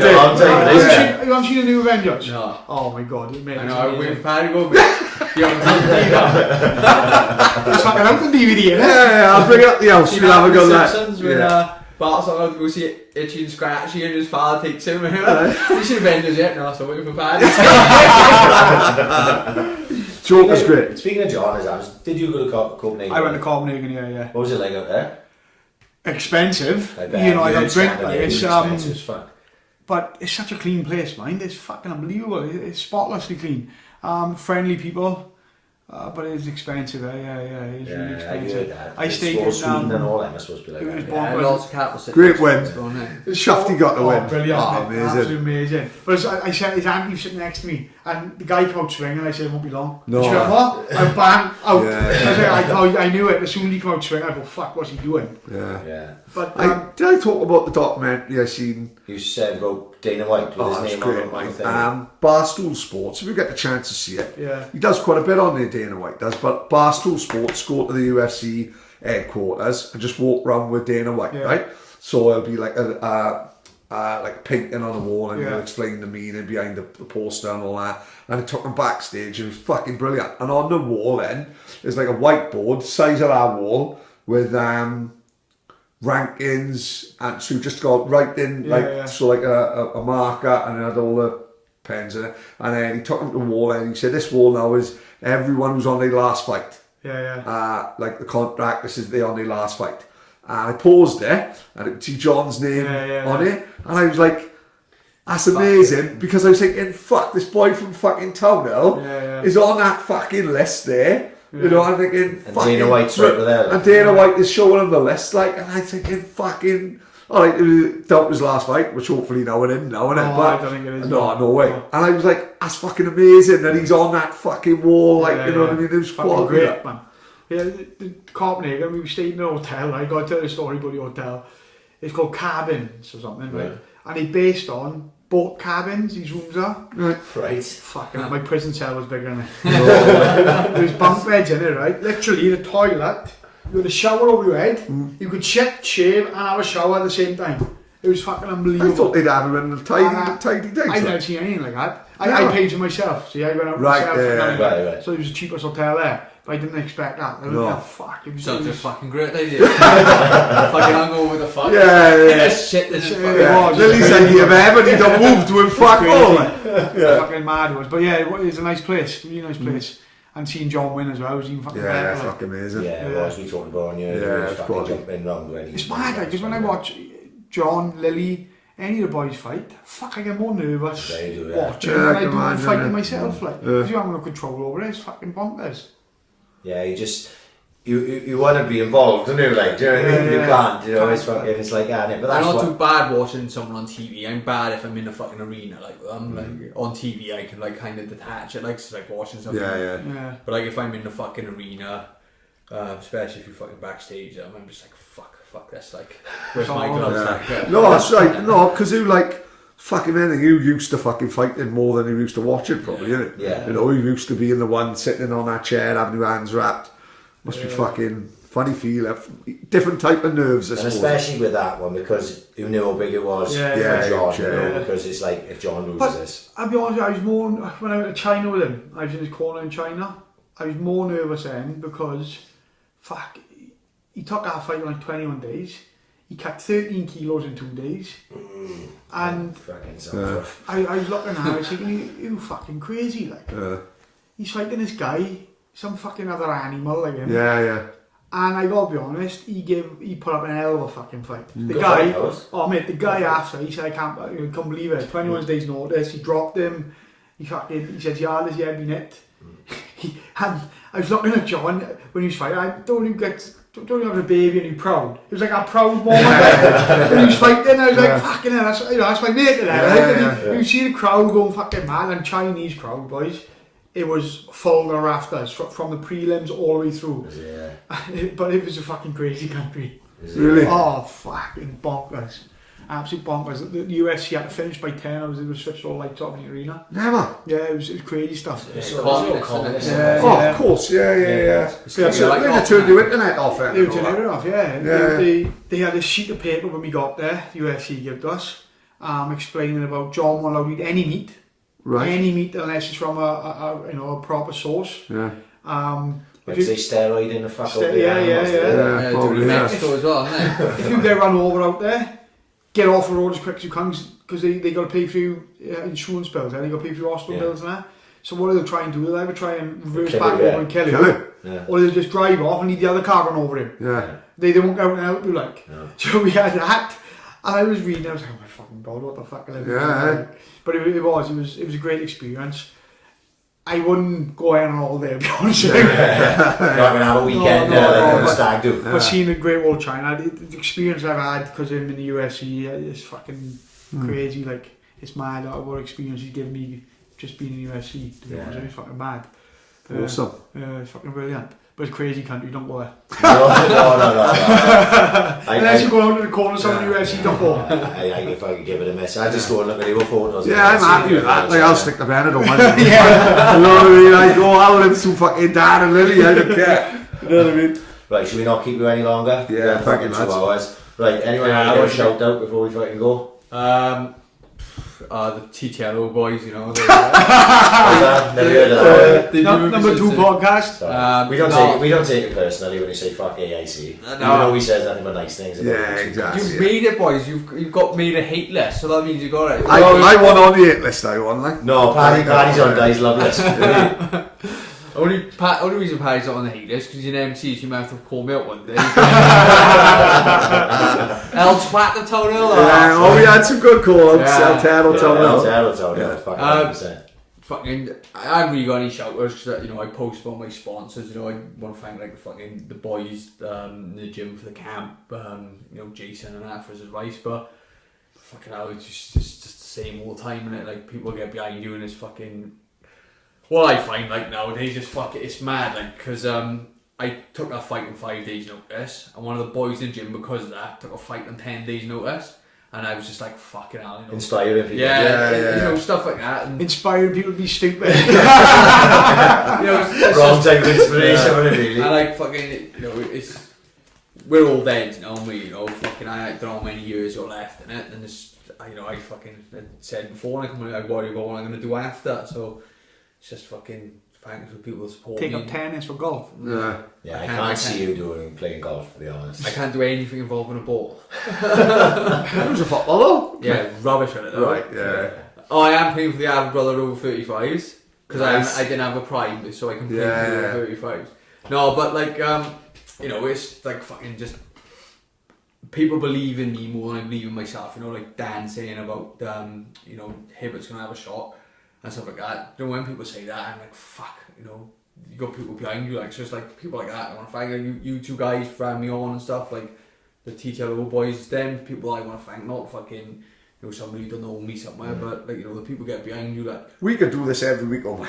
Easy. We could have you two and just sitting around talking about fucking Yeah. ancient aliens and fucking Auschwitz. This is easy. You know, we could do this every fucking Thursday without failing. No, it's fucking mad, boys. Because like it's the same with like when we have like film podcasts. You know, you've had people like Trundle sitting here, Enzo, and you got me and him. It's crazy, yeah. But they're This the is ones. sometimes the most fun ones. Exactly. just- Yeah. So, you know, we goes, oh, we didn't say this about you two, because this was timing was perfect. You know, Yeah. because, you know, we go to London to watch you two. It was 2 weeks out, fucking hell, bring a bit of attention to it, have a chat again. But we sometimes we just go, oh, fuck.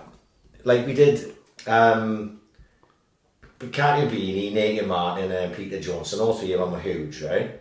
And it was like, what should we do next week? Oh, should we just do 2 of us? Just because it's fucking easy if we just do 2 of us. Because me and him can sit here for fucking, we could do it for 3 hours, like, and just talk shit. Because he just goes off on a tangent, like, you know. And the same as this week as well, Yes, isn't it? it's Really, when I easy. went, he said, "What do you think?" He said, "Oh, if they would be willing to do it, Lilley and Dan be perfect timing." And he went, and he said, "You know what? Be a piece of piss as well." It's just that's fucking four talking shit. You know what I mean? He said, "So that's fucking great for us because of fucking dawdle because we could come here every day and talk for 2 hours with you two." Like, Because they say, we were saying before we started recording, just before we come in, Dan, no, what people don't see, like, is the constant chasing we are doing to get people on here. Yeah. So, like, you have runs where everyone just goes yes, and you try to fit them in. You go, fuck, how we going to fucking work this out? Then you have runs where you just can't seem to get a break. Like, and this last week, well, not last week, from Saturday until today, it's like, oh my god, I need something to fucking go my way, like, do you know what I mean? Because like everyone's like, yeah, I do want to do it, but I can't do it, and this and that, and so it's a constant battle, like, so to do, obviously, you know, perfect timing for you to come on, it's easy enough for us. What the fuck we're going to do next week, again, who knows? Could be anyone. Could use Dan's strings, and we'll have Oprah Winfrey in here. You know what I mean? You never know. I didn't come on, it's all going through, right? Remember us now. Do you want to thank anyone down or saying everyone fucks off? Yeah, I thank, you know, same as James. James said everything. The only person he didn't thank I want to thank is my wife. Yeah. For putting up with this shit. do you know what? I was fucking thinking about doing a podcast where we should have like, you know, the women Fighters, women. Fuck, because like, you know, obviously Dan's got a lot more fucking going on than me with, you know, his family situation. But like fucking this camp has been like my hardest camp to get into a routine with training because the baby's just been born. I'm using fucking takeaways because I'm like, oh, you know, we're gonna be up all night with the baby, just have a takeaway. So I'm a fat cunt. And my missus don't like fighting. She doesn't see like it as a fucking. She's like, she'd be happy to quit and come home every night. But she knows I gotta do it. Like if I don't do it, I'm gonna be end up in fucking miserable fuck. I'm gonna be end up in fucking That's what I mean. If I didn't have Lisa, my wife, even though we had ups and downs, we had rough times and that, I couldn't imagine being anywhere else when fighting because she knows everything about me. She's my fucking cook. She's my psychiatrist. She's the one that goes crying to if I feel down and that. And I don't think I thank her enough for what she does for me, to be honest with you. I reckon they know myself. Yeah. They've got to give them stick now and again. That's right. And like as I said with my daughter, and I was saying that the last couple of weeks, it's been playing on my mind. Like, but don't know why I'll give you something to go into next Saturday with, mate. Yeah. Thinking this fucking cunt has taken me away from my family for fucking 8, 9, 10 weeks. Like, I think it's ammunition in the end. Like, you know. And look, think of that support that he was taking. It's fucking, it's massive support between the two of them. fucking going, I'm fucking so excited. That's all I've been thinking about this last week. I'm Going up on the train, we go in first class. Oh my god, we live in a fucking dream. I'm just excited because I've never been to a fucking BKB show before, like, so to me it's fucking brand new. Two of the boys who come last time, they were going to bring the missus this time, but they watched the last one, the missus did on TV, and they seen all the blood, and they said, they're like, oh, we do on 4 tickets now, so only me and my mate go in. I said, why the fuck did you watch it on TV? He said, why? He said, you could get the close-ups of the cuts on the TV. In a crowd, you could just see someone's face bleeding, so it's not so bad. They've done right now, because they don't have to take your birds. Yeah. I think they fucking wanted to. Like, boring. That's what I like about fucking up. I just like the party after. Like, Are we all piling in Dave Courtney's house? I'll take my book up. That's where after parties all yeah, time. as it happens. He did say to me, we go to Dave Courtney's. I said, what, with Louis and Stoneman? And they've been on a bed we had in concrete boots, we'd be in the tents. I've never been there. I got close to it a couple of times, but you know, it's like you end up fucking going other places.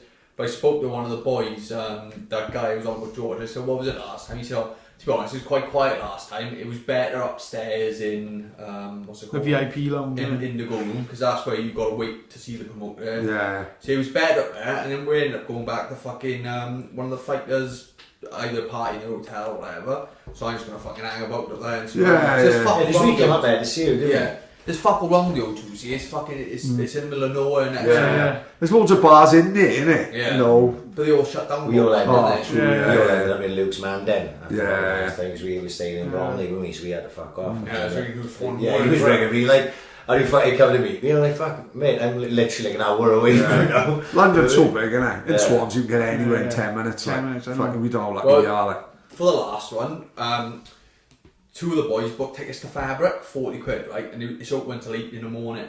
So that sounds tight. Because when we were in the change room, there was no showers, so I said, oh, come on to Josh, we'll fucking, when we leave you now, we'll shower in the fucking room and thing. So time we got up, I went out to see the promoter, got the wages, gets back to the hotel. Wally don't like going out anyway, so he said, should we ring Dial-A-Can? Because there was no test was open. There's no 24 hours. So I typed in Dial-A-Can London, got this guy, Marcus. Yeah, I'll be with you in an hour. Look, I think it's 1 o'clock in the morning. So I'm thinking, right, 2 o'clock, we still got till 8 in the morning. Yeah. So me and Josh goes to the room, shower, shirts on, we're going to Fabric, right? All the boys are in a mess because they've been on all day. They're all paranoid, they don't want to go to Fabric. So we're in the room now waiting, Marcus turns up with the booze. Right, so we start having a drink and that. Looks the thing, was 2, right? Ring a taxi, Josh, let's get a Fabric. Rings a taxi, I'm going to be 45 minutes. Oh, for fuck's sake. Google mapped it, Fabric's an hour away. Oh. Like that. See? So me and Josh got ready to sit in the fucking room with the box playing. With a bunch of boys all fucked because they've been on it all day. Sounded normal like through there. I was like, it was fucking hard work. Comedy there, it's like. Yeah. My brother's screaming at me. He's like, it's like 5 in the morning. He's like, right, you've got to drive in a couple of hours. And my brother had to be home because his missus was working night shift, so he had to look after baby so she could have a nap in the afternoon. So my brother goes, right, come on, we got to go down. You got to get your head down. That's right.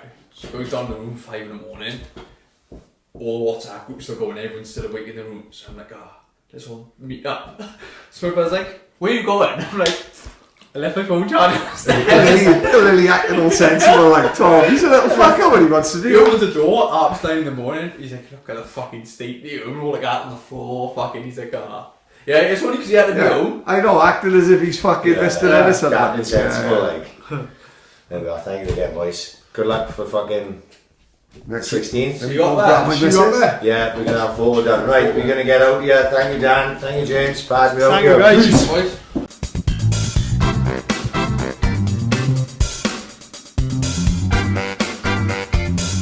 Ambition is critical.